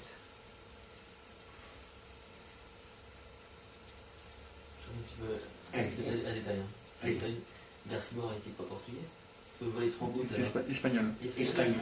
Ah ouais, j'ai toujours eu l'impression, dans son accent, que c'était plutôt un accent chuaté. Il était premier prix de conservatoire en plus. Hein. Ah, il était premier prix de conservatoire, il était, je pense, premier prix de direction d'orchestre. Ah oui, c'était très bon. Attention. Mais il avait ce côté comme ça, là, tic et tac, comme ça. Mais il y a la musique qui réunit beaucoup de gens. Il y a, si vous voulez, il y a Erard Libelot, je ne sais pas si les gens s'en souviennent, c'est un mec qui faisait les chansons, était un excellent pianiste. Aurelio Paviato, si je ne me trompe pas, est un excellent pianiste. Dick Zimmerman est un excellent pianiste. Comment il s'appelle, David Berglas, le mentaliste, est un excellent batteur. Moi j'ai joué avec David Berglas. On avait fait un jour un orchestre de cons où il n'y avait que des magiciens, et c'est David Berglas qui était à la batterie, et ça se passait très bien. C'est un truc qu'il faudrait faire dans un congrès, ça faire un orchestre avec 20 magiciens qui savent jouer d'un instrument, ça serait mais c'est pas possible parce qu'il faudrait 17 pianos. Parce qu'on est tous plus ou moins pianistes. Moi, j'ai joué du piano avec Alberto Citta, on faisait des quatre mains. J'ai joué, voilà. On a parlé de la musique. Quel est le chef-d'œuvre dont vous êtes le plus fier, en fait, de tout ce que vous avez pu monter? La routine de Boulette, qui est devenue un vrai chef-d'œuvre. Je n'ai pas monté de chef-d'œuvre. Oh, si, c'est un peu. Moi, je pense aux compagnons du Tour de France, en fait, qui font le Tour de France avec leur. Pour les charpentiers, les menuisiers, qui finissent comment on va dire, leur circuit en fait par un chef-d'œuvre. Vous avez, c'est ce dont vous êtes le plus fier, ce que vous avez plus. J'ai pas d'a priori. Je peux vous dire un truc, c'est le truc qui m'amuse le plus. Alors le truc qui m'amuse le plus, c'est la carte choisie et pas retrouvée. En ce moment, c'est ça qui m'amuse le plus. Ça m'amuse bien, ça, de faire ça. Alors j'en suis fier parce qu'il ne se passe rien. Et c'est la démonstration qu'on peut faire 20 minutes avec rien. Et donc quand les mecs me disent « Ah ouais, si on m'avait donné des sous pour acheter du matériel, moi aussi j'aurais pu faire... » c'est des fausses excuses parce qu'avec rien, on peut faire 20 minutes. Donc ça c'est la démonstration. Ça m'amuse bien. Ouais. Je rêve d'un numéro de feignant dans lequel je ne ferai rien. J'y travaille. Mais le problème, c'est que moins on fait et plus c'est dur. Parce que ça a l'air de rien, mais moins vous en faites, plus chaque demi-seconde, chaque silence, chaque tournement d'épaule compte. Les gens ne s'en rendent pas compte, mais c'est un mécanisme d'horlogerie extrêmement. Il faut que ça soit huilé au quart de poil. Sinon ça devient un truc lamentable. Il faut travailler dur pour être feignant. Je pense que c'est... Ouais, quelque part, ouais. Ah bah, ça fait penser. Mais quelque part, c'est jouissif. Rien foutre. Moi, si vous voulez, je ne vais pas vous couper au montage, j'ai fait des galas avec Bertrand Lotte, par exemple, où on était quasiment payé pareil, j'étais mort de rien.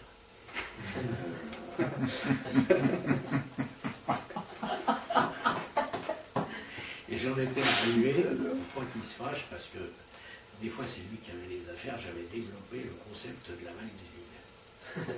C'est-à-dire que j'en étais arrivé, alors parce que bon, moi je suis assez feignant, j'avais 2-3 valises en carton qui s'emboîtent, et quand j'arrivais au théâtre, j'arrivais avec 2-3 valises, et ça rassure l'organisateur.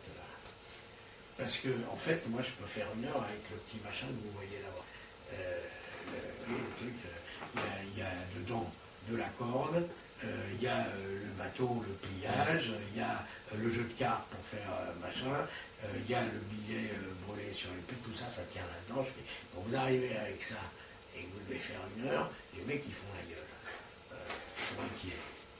Et je me souviens d'un jour où un mec qui me dit, bon, alors, vous êtes là, posez votre sac là, on va aller décharger votre matériel. Alors, je lui dis, c'est ça mon matériel. Il me dit, attendez, il y a 1000 personnes, vous faites 1 heure, vous avez ça. Le mec il me dit, vous avez intérêt à être bon, parce que je vais vous dire un truc, vous n'êtes pas encore payé. Puis vous rentrez en scène avec ça. Puis voilà. Ça me fait penser à un numéro de Mad David sur Jean Lido, qui lui-même disait qu'il était feignant. Oui. Hein, et justement, il parlait d'un numéro qui était en train de monter, un super numéro, basé sur le Bible, je crois, qui pensait monter, mais comme il était assez feignant, il ne savait pas s'il allait le mettre au point. Oui, mais il n'a pas monté. Il a pas monté. D'accord. Est-ce que ça vous est déjà arrivé de faire une première partie et d'avoir plus d'impact que la vedette pour qui vous deviez a priori oui, chauffer la et chair? les 2 fois, je me suis fait virer. Ça m'est arrivé une première fois avec Isabelle Maillot, qui était une chanteuse, je ne sais pas ce qu'elle est devenue.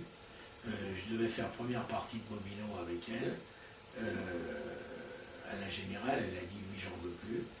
Et ça m'est arrivé, alors je vais peut-être taire les noms, mais avec un imitateur très connu des Guignols, qui est certainement très bien en télévision, mais la télévision et la scène, c'est pas pareil. Il fait jamais de scène. Enfin, il en fait de temps en temps. Il est des fois en playback. Je sais pas. Si, Mais... moi j'ai travaillé avec lui.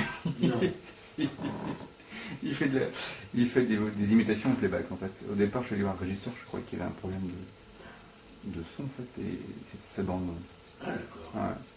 Et donc, on devait faire un truc qui partait de Marseille, et j'ai jamais dépassé Marseille, parce que il a ramé derrière tout le temps, et il a dit, lui, j'en veux plus. Oui, ça m'est arrivé 2-3 fois.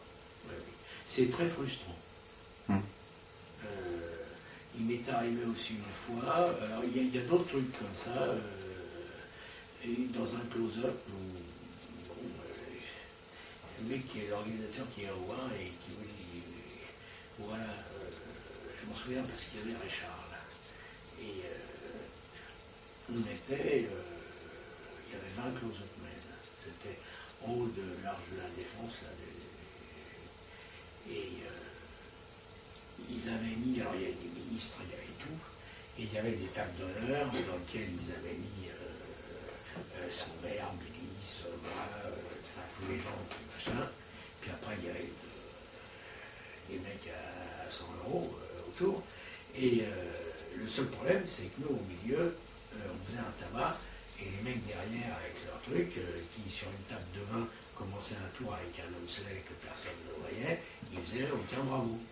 Et l'organisateur vient voir en disant, voilà, on cherche une unité, si vous pouviez, et le mec très poliment, il nous a demandé si on ne pouvait pas amoindrir nos numéros et travailler en deçà de ce qu'on savait faire, de façon à ce qu'il y ait une unité, une uniformité, et si on pouvait se ravaler au niveau des mecs qui étaient autour.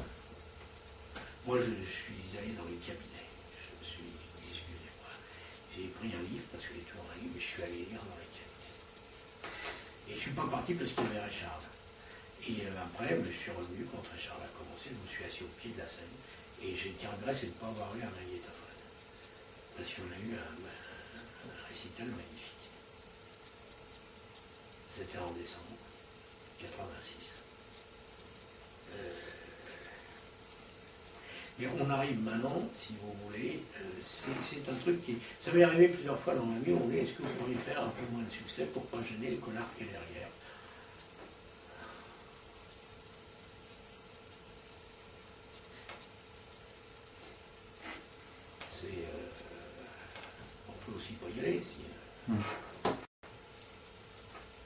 Alors, cela dit, je dis pas ça pour moi. Il m'est arrivé de me prendre des mines, hein. Je me suis pris 2-3 bons mines dans ma vie. Ça m'est bien arrivé.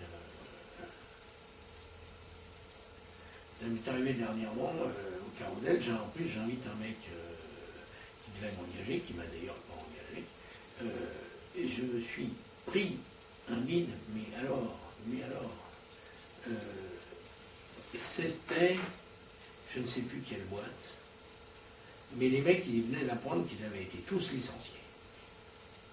Et donc, il y avait une fête du licenciement, et avant de les jeter à la poubelle, la direction leur offrait un cabaret. Ils étaient bourrés, même les filles, et ils avaient décidé que le spectacle n'aurait pas lieu. Et déjà, le présentateur, il a fui, il a battu en machin. Les filles du ballet se sont fait insulter, traiter de pute, machin, etc. D'un coup, et voici Jean-Bernard, j'ai tenu 7-8 minutes, puis après j'ai mis sur pilote automatique, et j'ai écourté parce que là, c'est pas la peine, hein. Quand ils veulent pas, ils veulent pas.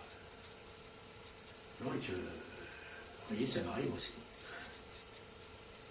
Ça m'est arrivé 3-4 fois de bien prendre, une fois avec des Turcs aussi, j'avais pris une assez belle gamelle, parce que c'était des Turcs qui parlaient que turc. Et c'était à une époque où je faisais les boulettes, et le mec il m'avait engagé pour se faire rire. Ils avaient fait un pari au nombre de boulettes que je tiendrais devant le mec. Alors je prends un mec, à un moment, je dis vous parlez anglais, non, allemand, non, hollandais, non, italien, non, espagnol, non, rien. Alors je fais en anglais. Putain, il y en a bien qui vont comprendre. Et à la première boulette que j'envoie, il y a un mec qui écrit en turc, et du con, il a jeté derrière ton dos, le mec se retourne, le truc était fini. Et après, j'ai su que la direction du cabaret avait parié au nombre de boulettes que je tiendrais devant cette assemblée de Turcs. Il y en avait un qui avait parié sur 3 boulettes et l'autre 2 boulettes. Et en fait, je me suis fait niquer à la première. Ça va, les deux ont perdu le pari. Ah non ? Ça va, les deux ont perdu le pari. Oui, mais non, mais bon, c'est... Non, puis il y a aussi des jours où on est moins en forme que l'autre. Il y a des jours où les spectateurs ne veulent pas. Hein. Donc, on est obligé de faire avec. Et c'est ça qui est bien dans le cabaret, c'est que ça remet bien les idées en place. Quand on se prend une belle gamelle, bon, pas que ça arrive trop souvent, mais une petite gamelle par an, des fois, ça évite d'avoir la grosse tête. Et c'est pas mal, finalement. Est-ce que l'approche de cabaret, de public difficile, est-ce que l'approche d'un spectacle pour enfants, c'est une approche qui est similaire ou c'est une démarche totalement différente ? Oh non, c'est différent. Enfin, moi, à titre personnel, j'ai jamais eu de problème avec les enfants. Jamais. J'y vais, je démarre mon histoire, je fais mon truc. J'ai vraiment, moi, pas de souci avec les enfants. Et si on sait... Les enfants, c'est comme le reste du public. Vous avez 45 secondes pour séduire, et si vous avez su les agripper durant les 45 premières secondes, après vous déroulez le truc, puis c'est tout.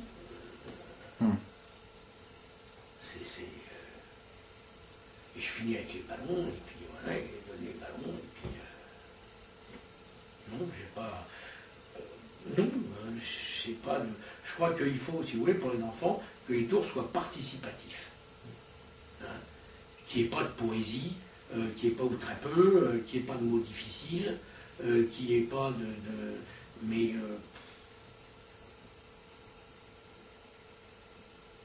non.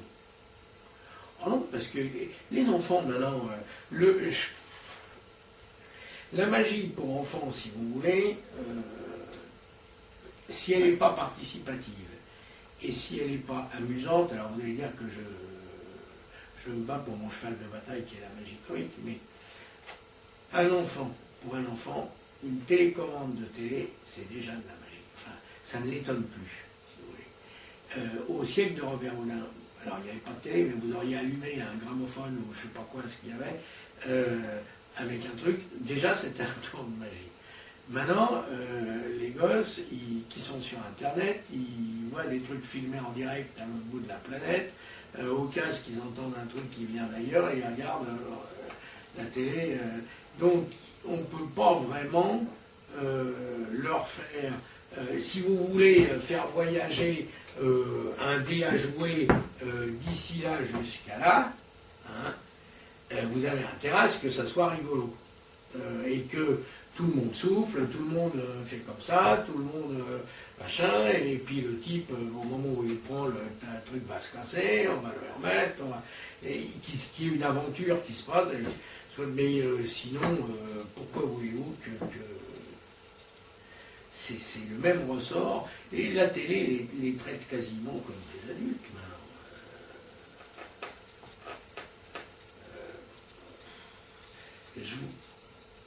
Non. Le truc pour enfants, c'est, moi je dirais, participatif. Voilà. Que dans chaque tour, il y ait au moins la présence d'un ou deux enfants.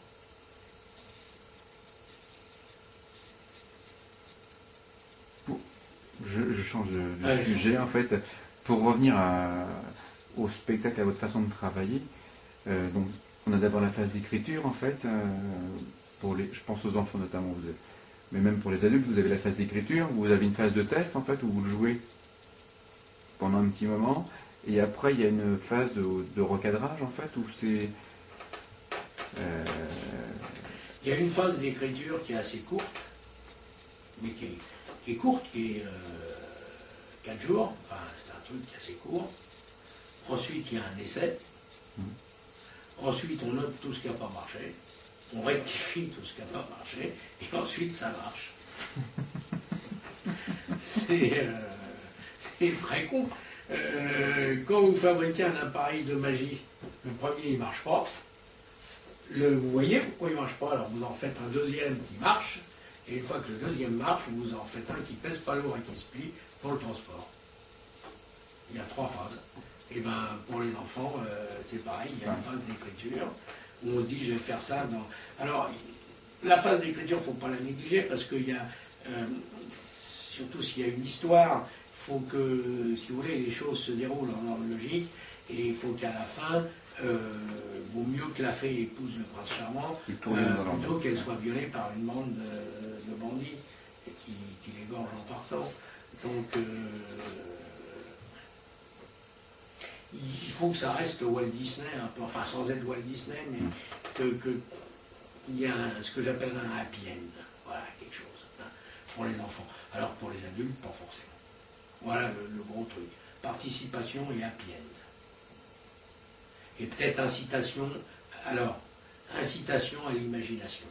C'est-à-dire qu'on peut très bien dire aux enfants, on a un carrosse invisible qui va transporter le dé, va aller dans le carrosse invisible, on rend le dé invisible, alors on le montre, il n'y en a plus, il est invisible, et on va faire apparaître... Il y a une espèce d'imaginaire qui va... Alors que vous faites ça, les adultes, vous voyez, attends un moment, les enfants, on peut faire appel à l'imaginaire, oui. Et pas les adultes, en fait, vous croyez pas? De moins en moins. De moins en moins.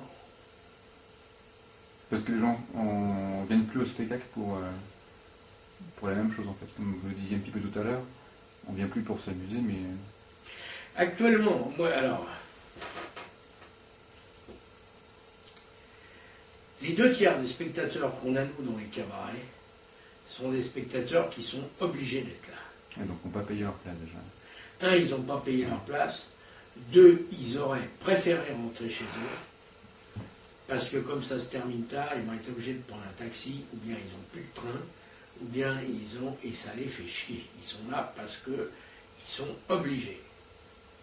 Et donc, au départ, ils ont un a priori contre nous, en disant, vas-y, fais-moi rire, et c'est à nous de les convaincre que ça valait la peine de venir, et de rester. Et je pense que s'ils rient beaucoup, si on leur fait passer un bon moment, ils nous pardonnent de les avoir fait coucher tard. Il y a un certain nombre de choses qui ont changé dans la civilisation. C'est que l'argent n'est plus utilisé de la même façon. quand j'étais gamin, 60% ou 70% de ce que gagnait quelqu'un, c'était pour la nourriture. Maintenant, j'ai entendu que c'est 20%. Les gens, il n'y a que les pauvres qui mangent. Et moi, pour compenser, les riches, ils n'ont plus besoin de manger, ils sont riches. Donc pourquoi les gens ils mangeaient avant et qu'ils avaient machin, c'est parce qu'ils étaient pauvres. Mais maintenant, ils ont d'autres soucis, qui sont des soucis esthétiques, des soucis de santé, des soucis Et puis, je dirais que le voyage s'est démocratisé. Outre la télévision, si vous voulez, quand vous la regardez, qui donne envie d'aller, quand on vous montre une plage des Seychelles, vous voyez bien que c'est pas la Bretagne. Et j'ai rien contre les Bretons, amis bretons, bonjour. Le peuple breton est un peuple qui souffre. Pour le faire piquer.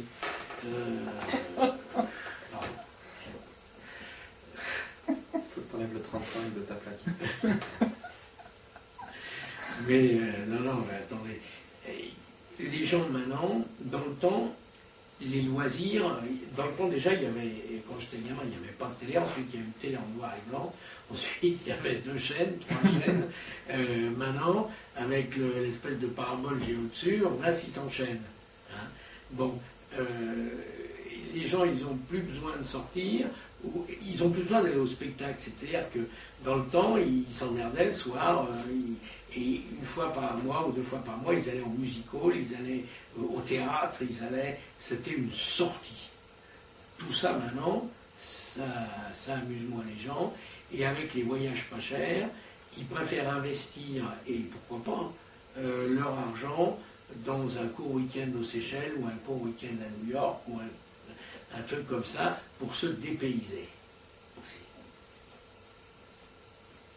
Et c'est un phénomène qui frappe certainement beaucoup plus Paris que les gens de la campagne, parce que les gens de la campagne, ils sont relativement bien logés, alors que beaucoup de gens à Paris vivent dans un 2 pièces petit.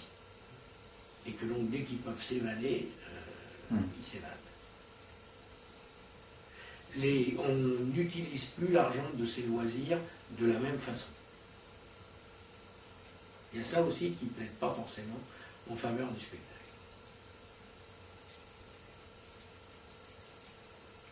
Mais au fond d'eux-mêmes, les gens aiment le spectacle parce qu'il n'y a qu'à regarder les émissions de Patrick Sébastien. À chaque fois, il fait un carton. Les journalistes ne comprennent pas, ils couvrent d'injures dans la presse, mais il fait quand même un carton.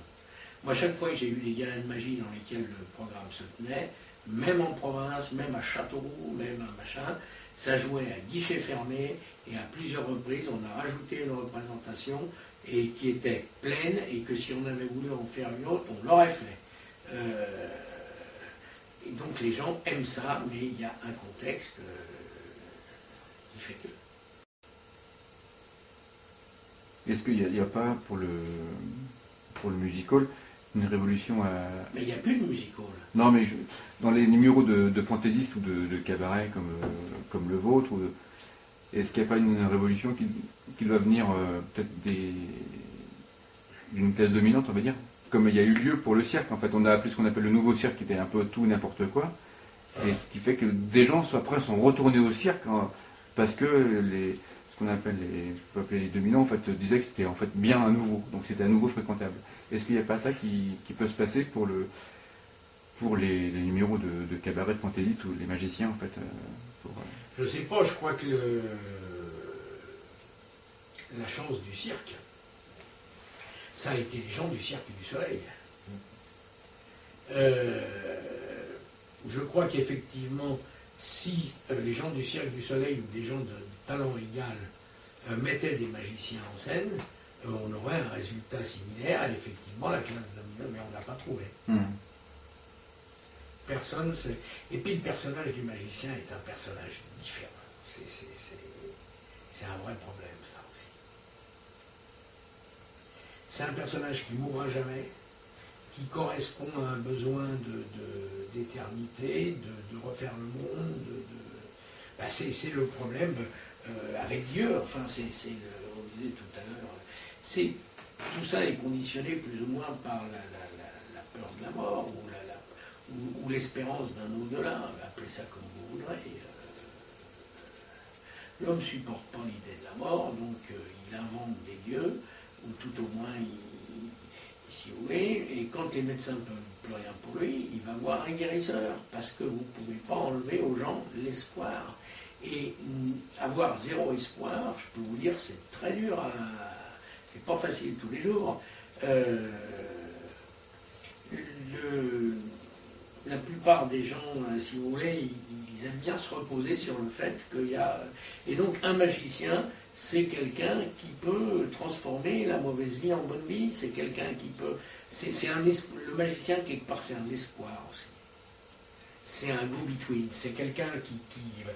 Copperfield l'avait magnifiquement compris avec son flying, et quand il emmène la fille jusqu'en haut, c'est je suis l'intermédiaire, je connais Dieu, je vais vous y amener. C'est ça qui indépendamment du flying qui était fort bien fait, parce qu'il y a des gens qui ont volé avant Copperfield, pas aussi bien. Mais la trame du truc, c'était je connais Dieu, je suis la parque, enfin l'intermédiaire qui va vous emmener. Et donc, le corollaire de ça, c'est Dieu existe. Et ça, les gens aiment bien qu'on leur dise ça.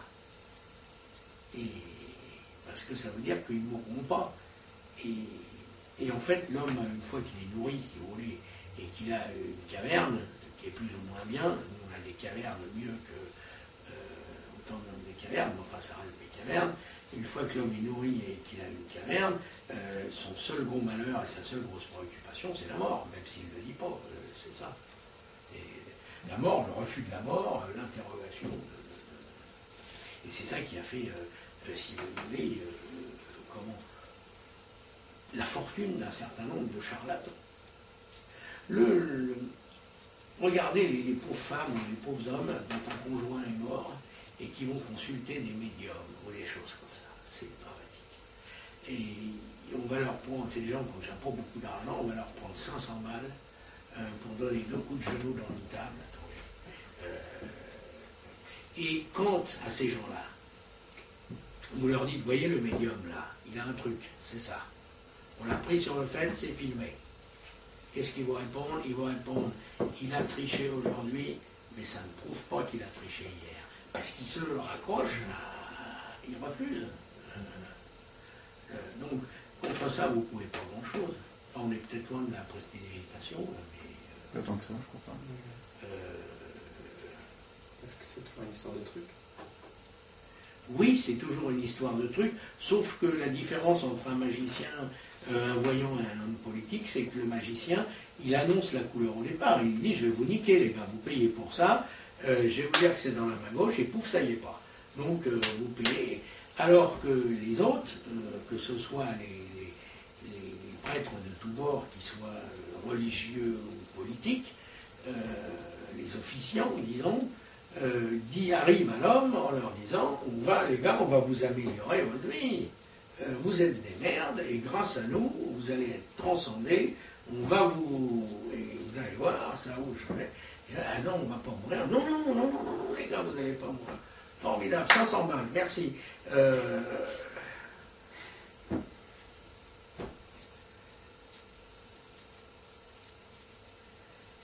Ça a fait la fortune. La peur de la mort a fait la fortune d'un certain nombre de malhonnêtes.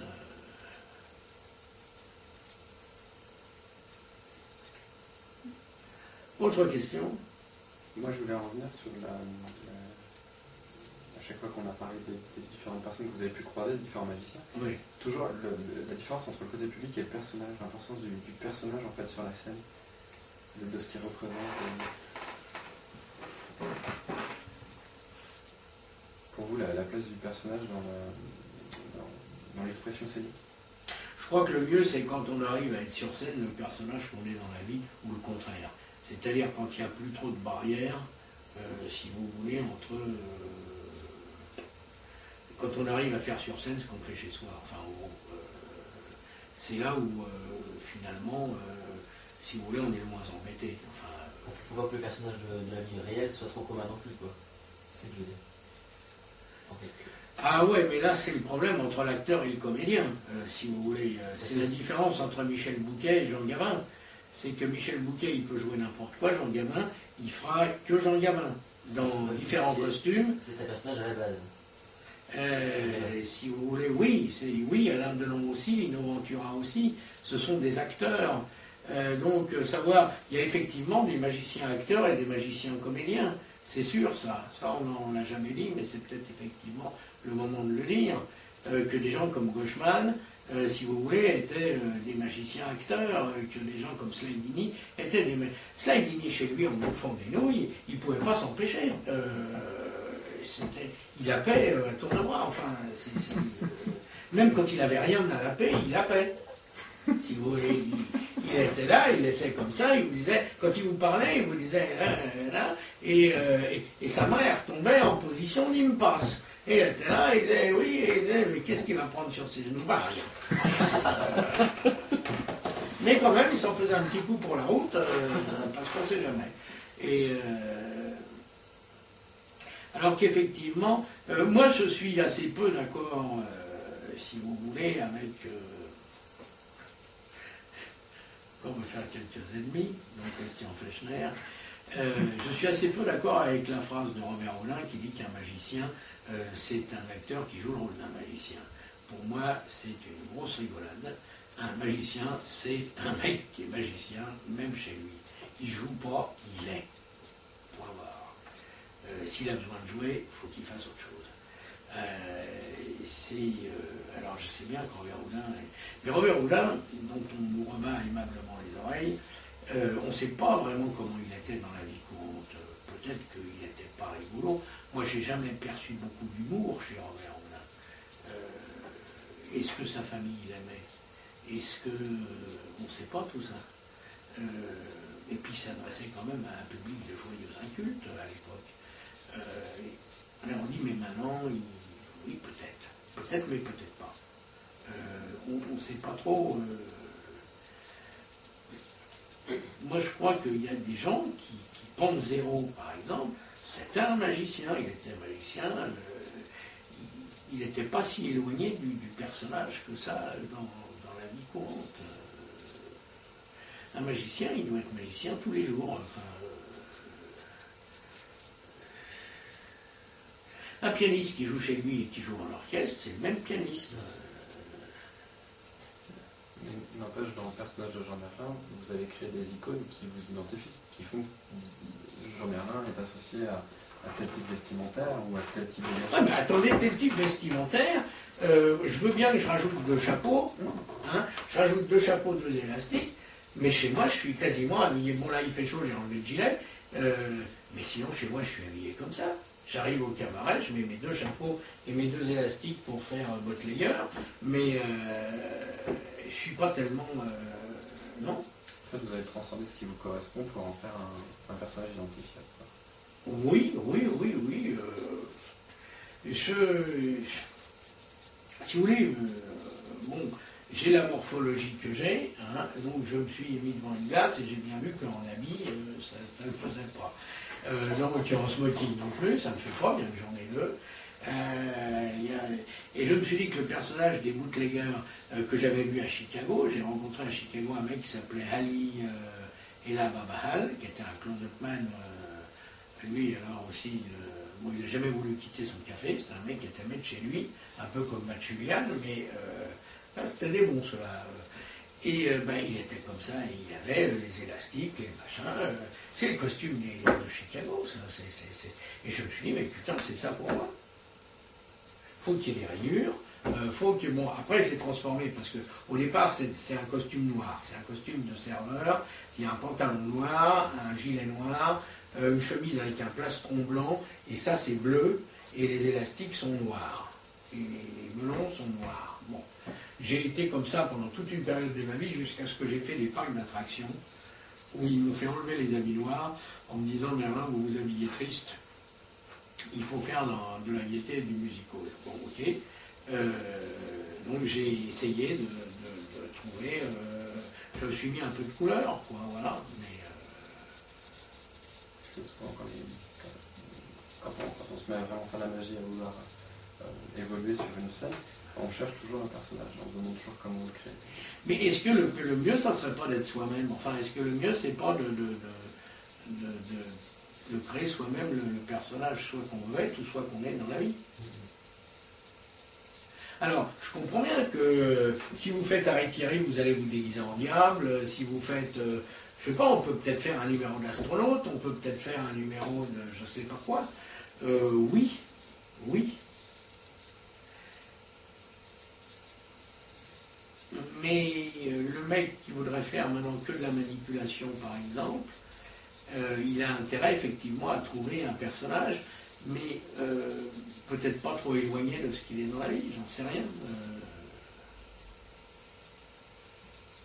On n'a jamais vu par exemple un mec qui arrive sur scène où il y a un billard et qui fait quitte à faire les billets Excelsior, autant avoir le costume des champions de billard, qui est d'ailleurs pas très éloigné de ça, sans le chapeau, avec une ardoise et de la craie sur laquelle on peut faire un truc, faire apparaître des queues de billard qui sont comme les cannes qui apparaissent, mais à la place c'est des queues de billard, faire les billets Excelsior, les changements de billes, faire un truc avec le triangle et une serviette, des pénétrants, on n'a jamais vu ça, et il y a peut-être un truc, mais c'est sûr que si c'est fait par un mec qui est déjà champion de billard et qu'à la fin, avec une glace à 45 degrés, il fait un coup de billard impossible, qui va tomber les trucs, qui salue et qui se casse, et que la dernière boule tombe dans un verre, et qui roule sur une planche et qui la retrouve dans son chapeau et qui fait ça et qui se casse et qui s'en va et qui quitte la scène comme ça, mais ça sera mieux fait par un mec qui joue du billard que par un mec qui joue du violon.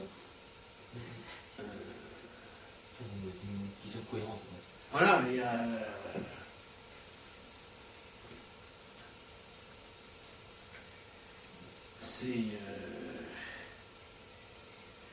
je crois que...